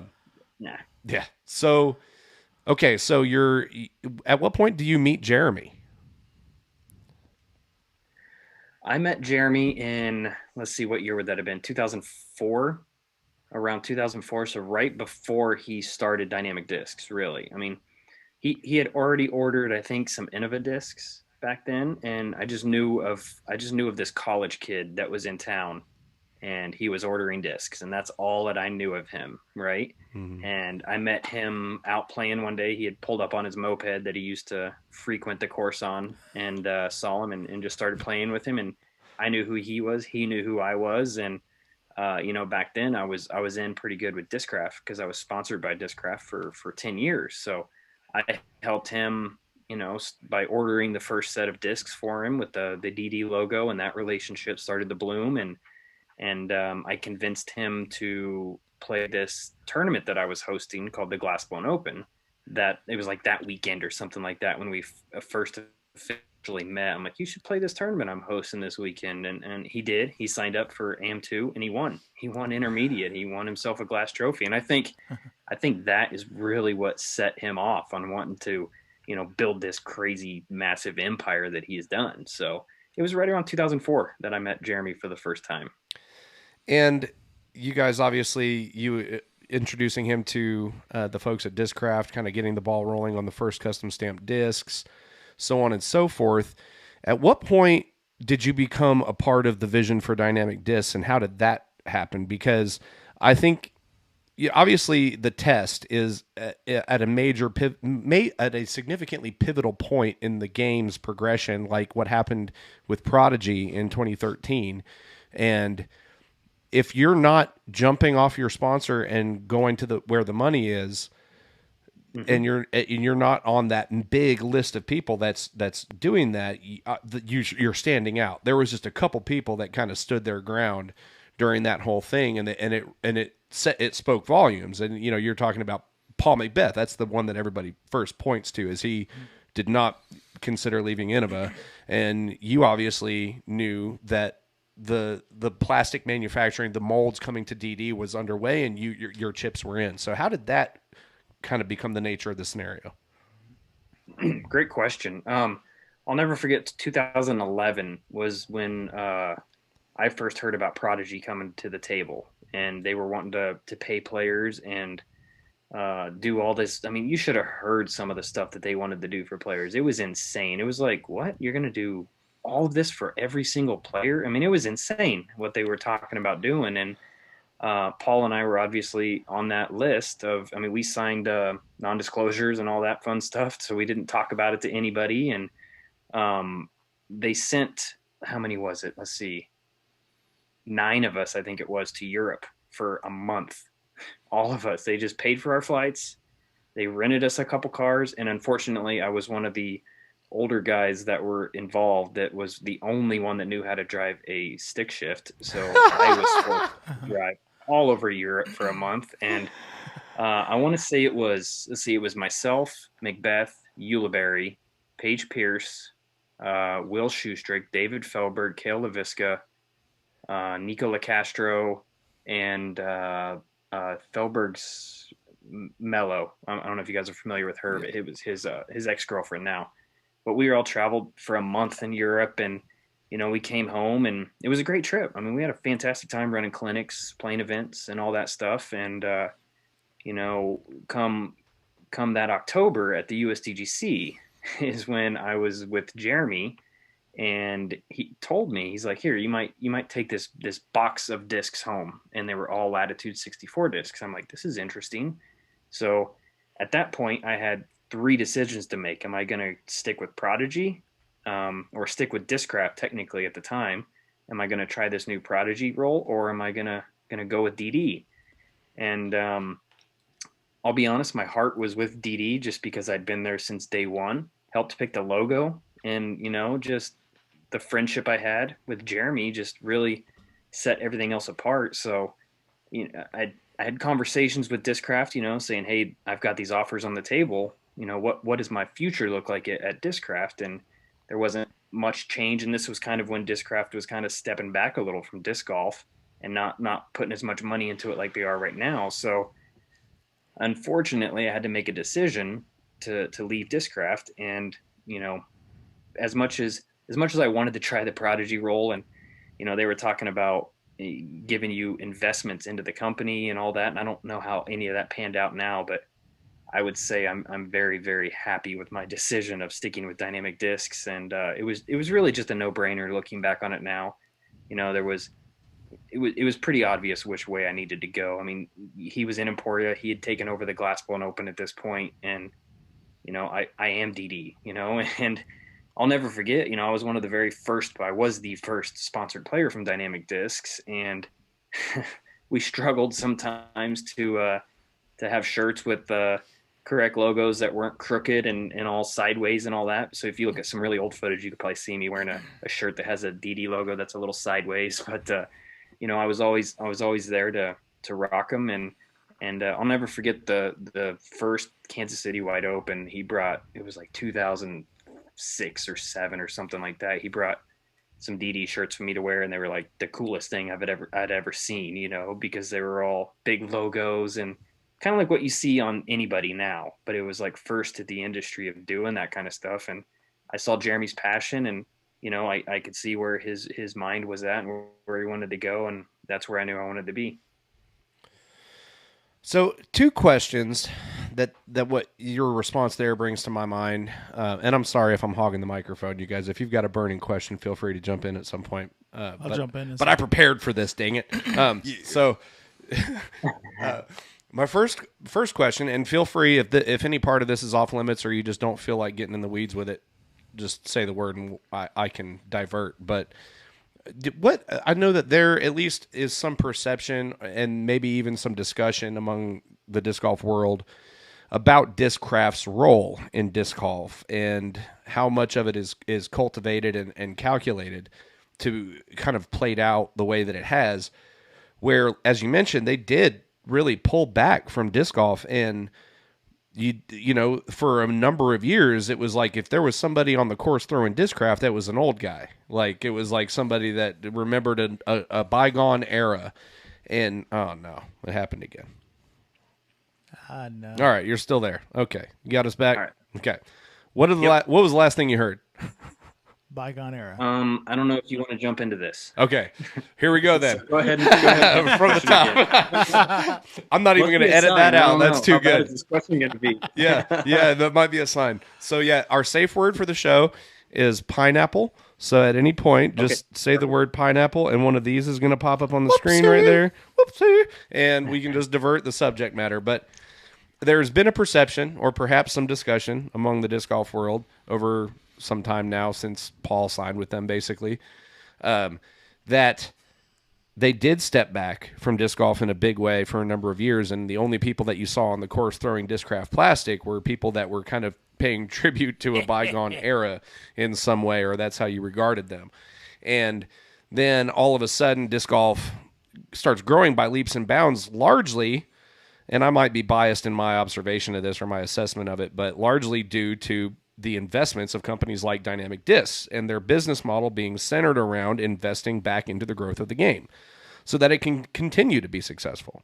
And that was one of the things, and the reason I point such a finger at that is because that was one of the things that caused me to throw my chips in with DD when I first started running tournaments and stuff. Just kind of felt simpatico.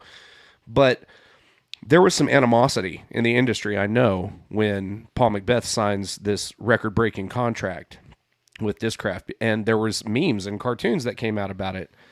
You know, I remember one meme where it was like the lady and the cat at dinner, and the lady side said, it had like a DD logo, and it said, grow the sport, and on the other side, it had a Discraft logo over the cat, and it said, buy the sport. And so, yeah, so now my question to you, and I'm not trying to paint you into a corner. I'm trying to get your honest thought and opinion on like the strategy there. Do you really feel like that was something that was planned on their part, that they didn't see a future in disc golf and kind of invested their resources elsewhere, and then when disc golf once again is obviously becoming viable, clearly, and it's apparent to everybody, all of a sudden we're throwing money around? What is, being that you've been behind the scenes and you've kind of seen the larger picture over all these years, what's your assessment of that? I think that's very, very possible for sure. I mean, props to Prodigy, honestly, for stepping up and being one of the first companies to actually pay players, and legit pay the players. Now, how did that turn out for those players is to be spoken about, I suppose, because there's Kale, Cat are the only two that are the originals. Mm-hmm. Yeah. Maybe. And Will, Will doesn't count because Will's like part owner of that company now. Yeah. So. No, he definitely counts. I got a lot of respect for Will. And I suppose, Hokum's not there anymore either. So, yeah, I mean, props to Prodigy for wanting to pay the players and actually pay them. And I think with Discraft, I think they were just,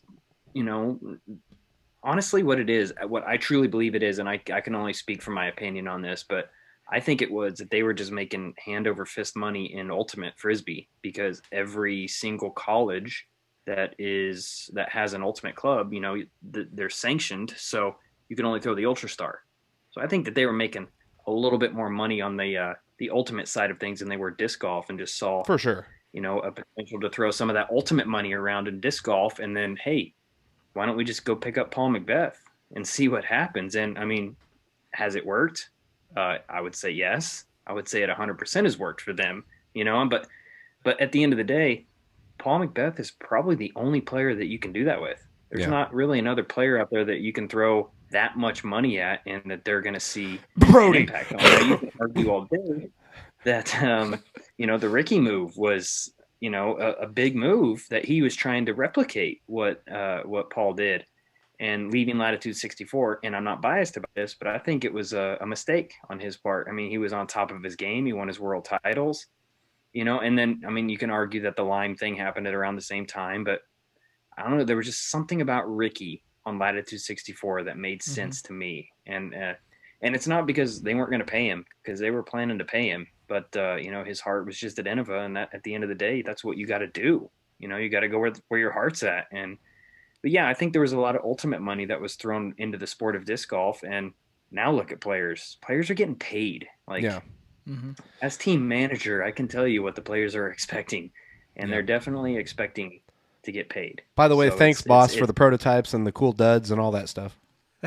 Yeah, man, absolutely. My pleasure. Heck yeah. Well, I mean, but yeah, I mean, that's kind of the way it is. And I think, obviously, however you feel about Prodigy, and especially if you were affected by it personally in the course of those years when that happened, you can't deny the fact that it set a precedent and it changed things for the disc golf industry for the better in respects to the touring players, because now the players have that bar came up where their bargaining chips, they got a few more of those on their side of the table when it came to negotiating for sponsorships. Yep.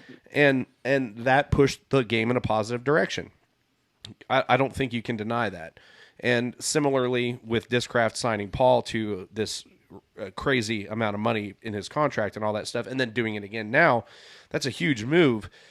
And I think, there's animosity due to the fact that, they were gone when it was bad, they came around when it was good, and then now that things are exploding and nobody can keep up with demand, a lot of people feel like they're doing their retailers dirty with the mystery box thing. And we've talked a little bit about it on the podcast, and I'm not meaning to paint it in any kind of a light. It's what it is. I know everybody's having a hard time coming up with plastic right now, but it just seems to be kind of a sentiment that I'm hearing, among people playing, especially new amateurs, is just like they've fallen in love with this plastic. It's been marketed to them in this really appealing way, and then they can't get it unless they spend $150 to $500 to get a disc. And I don't know. Not taking on.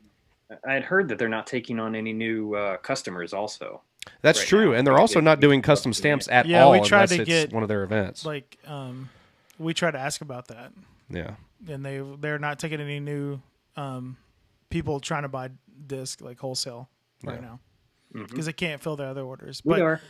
Dynamic discs is if you need anything stamped. hey, hit us we up. got. I got an order in right now, buddy. Rex Sav, Derek Savory told me he had about 600,000 discs getting ready to come in, or maybe it just came in. I've got Last Cash podcast discs on their way here. I'll save one to bring it to Emporium But in a couple weeks. I had a question about course design, championship course design, and I think it's hole 8 at Country Club. How it really got the pros, like they were finding it difficult to attack even the top guys. I mean, I know the wind, definitely had a major factor in the out of bounds and how it's like you can't go too far right, you can't hyzer out over into the kind of weeds by the water. But how do you keep up with like the distance factor and still making these challenging courses, and are making the touring pros a little frustrated? Like, I think that's almost a good thing. Sometimes when a hole or a course is like they can't just dial it in, they kind of get a little frustrated, kicks them a little bit. And how do you kind of keep up with that? And when you're saying like the championship design instead of like the the other courses you design. Well, it's been really easy until this year when I'm actually playing the Dynamic Discs Open in MPO. So I may be cursing myself by the end of the weekend, but we'll see. But it is hole 8 that you're talking about. 8 and 9 were the two biggest changes that we made to the course over the past few years. And, the wind absolutely comes into play when you're designing a course because it's windy here. Let's be honest. It's typically windy here. So you got to kind of have that mindset when you're coming into it. But stretching hole 8 back just made the most sense. Like, it used to be 2 holes and we needed a legit par 5 on the course because hole 1, it's a par 5, but it's a kind of a soft par 5. If you wanted to 4 that, I mean, you don't have to get too aggressive and you can still get your 4, right?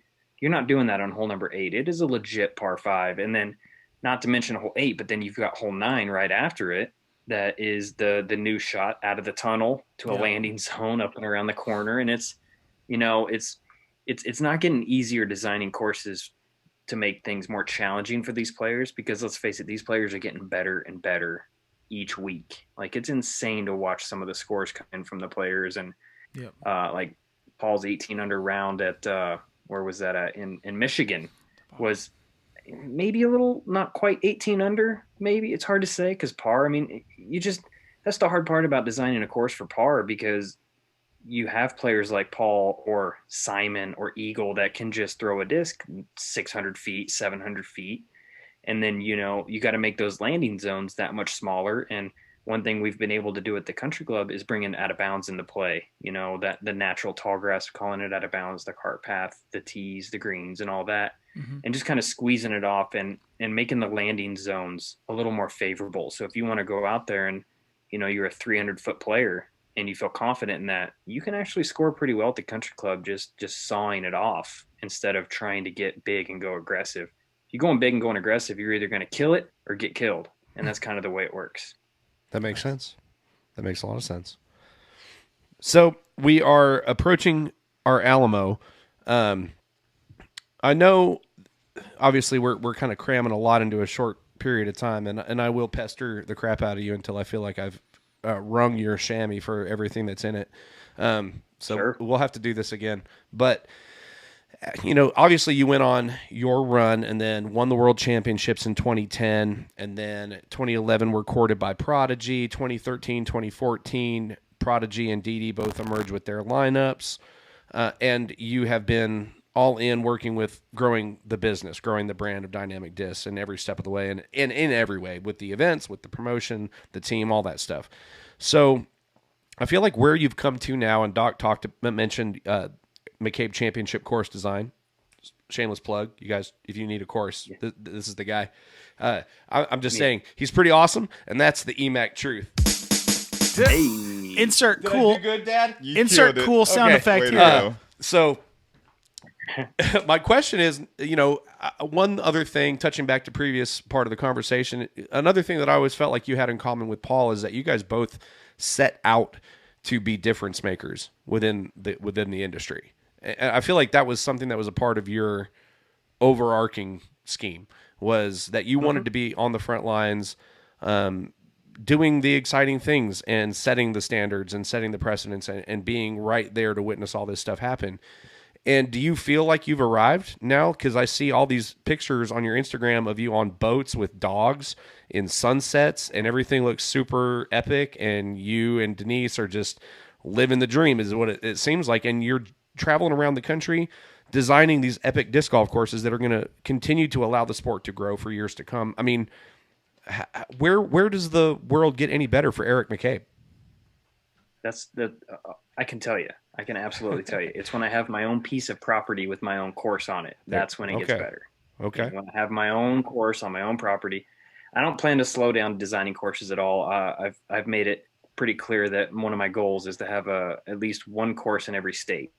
And I think I'm around 23 states right now. So I'm almost to that halfway point, and I've knocked out a couple more challenging ones as well. Like California is really hard to get a course designed in because of just the laws and the red tape you got to go through.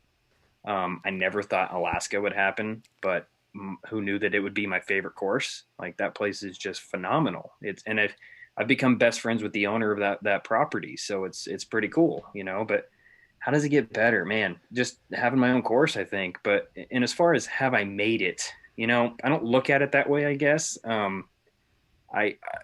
I believe that, you know, the old saying that, you know, if you love what you do, you never work a day in your life. And it's work. It is hard work. It's not easy being gone on the road. I mean, I traveled for many, many years just playing disc golf, like physically, like grinding it out. Like, we weren't getting paid when I was out there doing it. The money we made was if you happened to have a signature disc because you won a championship, you know, you were making money on that. But other than that, you were making money on the tournaments that you played, you know, and it wasn't easy, but I loved it. I loved every minute of it, and I wouldn't change it for the world. And, you know, getting out and being gone all the time, it's stressful, and there's some anxiety involved in it, traveling and always being gone from the house, and especially in a pandemic. I love it. Yeah. But I love it, man. Yeah, during a pandemic, it's flying during a pandemic is super weird. Like, it's not, I'm not gonna lie, it's super weird, but I love it, man. And it's been so much fun getting out and designing a new course. Every time I step on a new property, I get that much more excited about being there and designing a course. And one day I definitely want my own course on my own piece of property that is like a pay to play style of course with a pro shop and whatever it may be. And I don't really care where it's at. I don't care where it is located, as long as the property's good. And, you know, I've been keeping my eye on the Ozarks, because I'm a big fan of the Ozarks. I don't know if you guys have traveled to you're not very far from there. So I vacationed in Eureka Springs one year with the wife. It's so beautiful. I've watched the Ozark. Yeah. And if you've watched the show, you know what to expect. Yeah. Yeah, and that's exactly what I'm expecting. I just can't wait. I'm just happy to be on TV. Yeah, nice. And I love getting out. You know, and you know, here in the past 2 or 3 years, I've really fallen back in love with fishing, because I used to fish a lot when I was a kid, and I did buy a boat. I bought a pontoon boat that I love taking out and putting on the lake and trying to catch some walleye or some crappie or whatever it is. And my best friend from way back, that actually Gabe Worley, who started the Glass Bone Open with me, has also become a very avid fisherman, and we go out, you know, anytime we have a free time, we're out on that boat. That's awesome, man. I got a quick question. I know Eric's got to get out of here. Yeah, I was going to let you get one in. Eric, love the Emac Truth. It's my favorite putter driver. You'll see the mid-range. bit he did later. It's pretty funny. But hey, the new dog. Tell me more. New puppy. You got a new puppy? The new dog? Yeah, a new puppy. Yes, we did. We call her our pandemic puppy. Her name is Wren. She's named after the Carolina wren, actually, the bird. Denise named her. It was one of those things that we didn't plan on getting another dog, but we just happened to find her, and it worked out great. We used to have Denise's dog, Sheba was her name, and she was a Australian Shepherd and like Malamute or Husky mix. And we had to put her down right after GBO 2 years ago. She was 17, so, you know, she lived a heck of a life. And Ralphie's actually 17 years old. He'll be 18 in a few months, which just blows my mind. That made me feel old. He's starting to kind of show some signs of his senior, you know, attitude. You know, he actually dislocated his hip about 4 or 5 years ago, and he's still going strong though. But but yeah, he's great. Maverick is awesome as well. He's Denise's favorite, and vice versa. So it's kind of great to have that. But Ren she's great. She's just this little cute dog, and you never know what you're going to get out of her. But she likes to climb trees and chase squirrels. That's her two favorite things to do. Solid. I'm sure that you've answered this on a podcast before because I feel like I might have heard you answer it. But is that a specific breed of dog that you keep getting, or is this like a random mixture of breeds that just the universe just keeps throwing into your lap? Because they all look very unique, but in a similar way. It almost looks like, yeah, you're exactly right. I mean, they're all of them have some sort of like shepherd in them, whether it's Australian Shepherd or Border Collie or cattle dog, or the working dog is what we love. And we love taking them out to the course and just letting them run wild. And, a lot of people ask me how I get good at, not being distracted on the course if like someone's driving by or a horn or someone yells. I'm like, try playing with 3 dogs. You'll get better. You won't even know anything's going on, So it's great, dude. I'm a big, big fan of dogs and love them all to death. It's awesome. Yeah, they're way cooler than cats will. You shut your mouth. Yeah. I like all animals more than I like most people, and you're going on the bad list. What about laser cats? 3 quick questions. Marcus here, Eric, a longtime fan. First question: are you a fan of flicking the truth? Hey. Question. I'm not a fan of you. Could have just stopped it at flicking. I don't recall you being known for your. Okay, all right. Well, I guess that's an answer to that question. Next question: what do you think about putting hot sauce in a vending machine? I'm all for it. Necessary. There now, you go. Take my money. Hey, I'm all for it. last question: you got any tips out there for anybody? Any kind of tips that you can give anybody that's just now getting into the sport? Like, it doesn't have to necessarily be like form related. It can be like showing up on time, stretching before the game, making a course at home, however you like to do it. What's your tips for the people out there? It's a great question. The big one, I think you kind of nailed it, is stretching before your rounds. Like, don't just go out and start ripping right out of the car.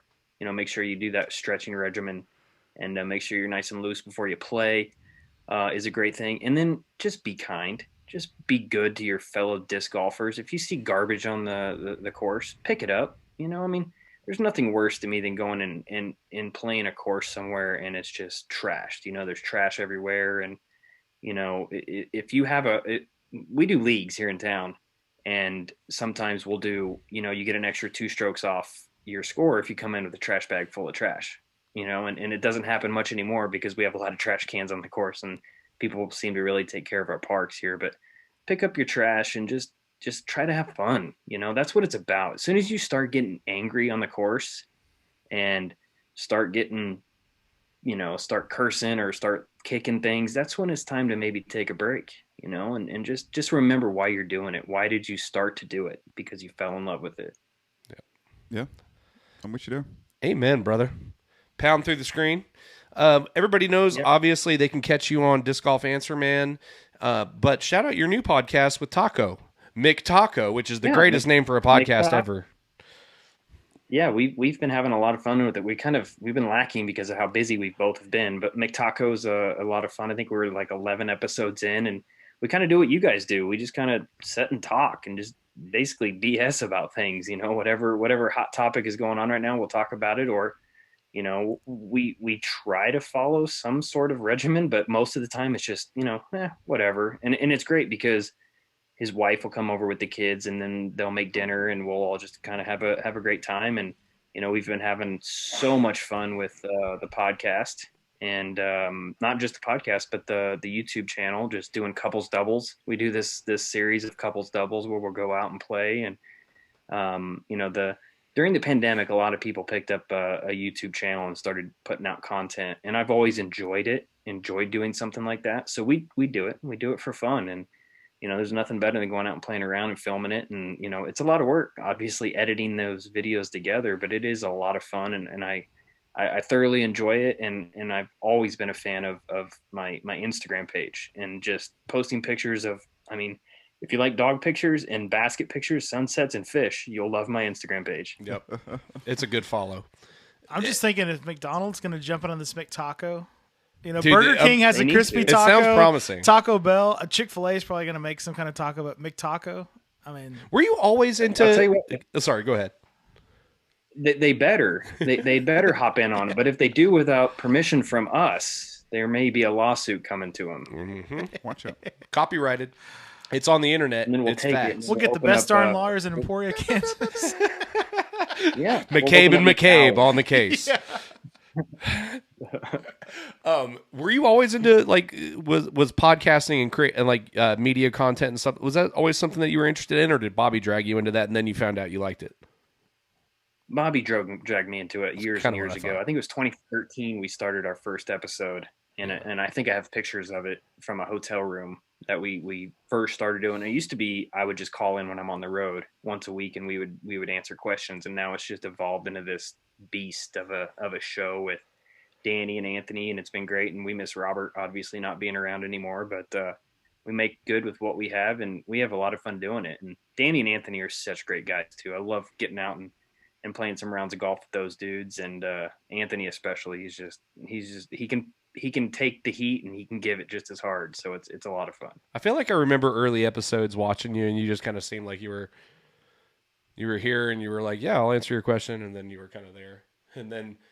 After a year or two, I could see you were kind of appreciating the platform and you were kind of giving a little bit more to the fans and stuff. But anyway, it's cool. I love your podcast. Keep doing them. And I won't waste any more of your time. Thank you so much for joining us tonight, Eric. And, man, I look forward to seeing you here in a few weeks in Kansas. I look forward to that as well. Are you guys all coming, or just you, Will? Me and Dr. Hoy. He's running the poker night and the putting contest, and I'll be at I didn't Swope know again. that. Yep. I'm a school teacher, Yes. Eric. This is literally the only time of the year that I can't just take a vacation. We're Testing torturing week. him. We keep Testing saying, "Dude, week, come man. on, quit Come your on. job, come to Kansas." Testing week. Yeah, quit your job, play disc golf. You Come on can't- out. can't Everybody even does it anything these during days. Come testing on. anyway. It's silly. Everyone's doing. I mean, people are getting $10 million contracts. Come on, dude. That's all the rage. It's That's what I tell my kids. I'm like, you don't need this test. Come on. it's the cat's pajamas. Fact. All right, buddy. I will let you enjoy your evening. Tell Denise hello and thank you for letting us borrow you, and we will catch you on the flip side. Sounds good, guys. We'll see you soon. Thanks a lot for everything. Thank you, sir. Have a good night. See you. Yep. Bye. Bye. That was fun. Yeah, don't you guys go nowhere. We're still on. Oh, yeah. That was awesome. Yeah, it was fun, right?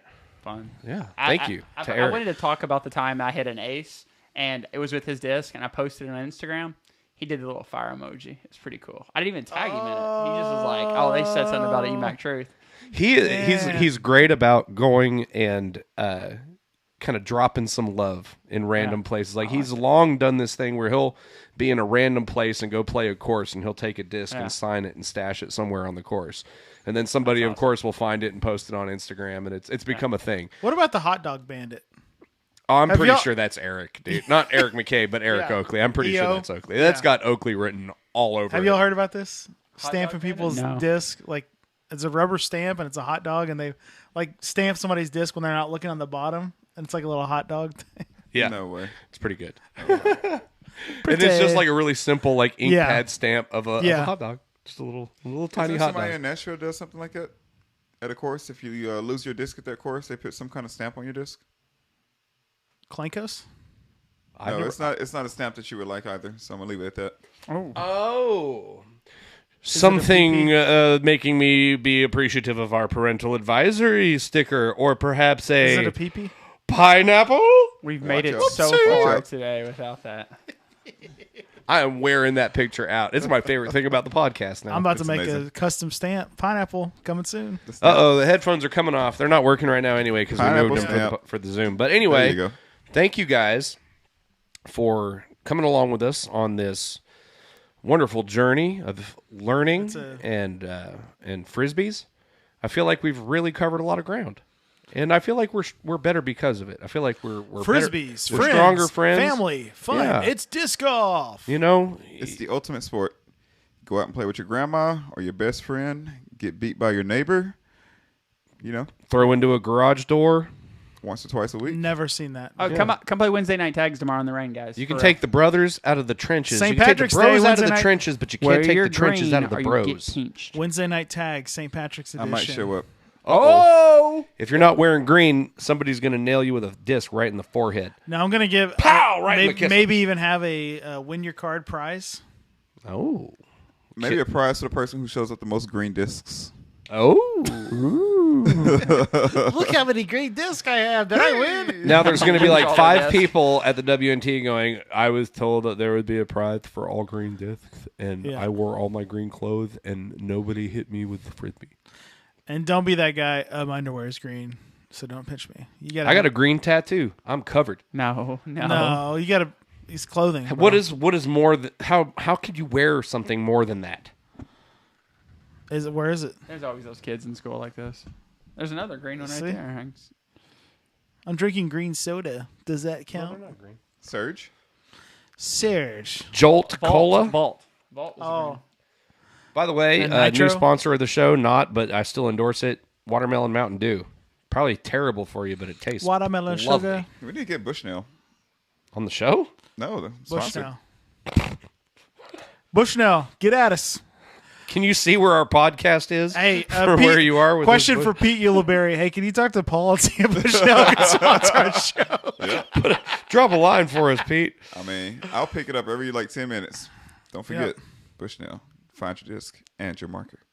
I just No, tape it to my head and just Yeah. do the show like that. It's interesting because Cyborg. I posted that we're going to have Pete on the show, and my friend Doc, another friend named Doc, that got me into disc golf. He saw the post and he commented. He was like, "What I am to you, Pete is to me." He was like, "I'm definitely going to be watching this," and I was like, that stuff like that makes me feel all tingly and the warm and fuzzies." I mean, to wrap, but It's because like my friend, my friend Doc, the first time I ever played was on his private course at his ranch. Damn. And then now I'm running a national tour event and I'm hosting on a podcast with a guest, the guy that got him like established in the sport. It's crazy how That's this stuff why works the out. be kind that Emac was talking about. Mm-hmm. You never know. With 5 years later, somebody you were kind to in the sport, or you like get somebody involved in the sport, and 5 years later they're talking to you, bringing you on a podcast or bringing you on their podcast. Me and or- Alan Posey. Yeah, exactly. It's like you just never know. Yeah. And so, don't burn the I mean, 'cause bridges. I got Alan Posey going in disc golf, and he ended up being like part of the board, Yeah. running Yeah. his own little thing. And now he's There's a a last bunch of place people running organization. around here that you got into the disc golf. Yeah. Now won't stop, can't stop, won't stop. You're Can't next. stop, won't stop. It don't stop. Coming to a school playground. Hashtag we run stuff. Run it. Running it. And on that note, we'll catch you guys next week for episode 31 with Robert Zavala and Jordan Eubanks from Vets Disc Golf. Mike, thanks for coming and hanging out, Bye, buddy. guys. It's been fun, man. It's been great. You come by again. Hungry. Yeah. It'll be fun. Just like disco. Yeah, I'm hungry too. Let's all go eat. Bye. Adios.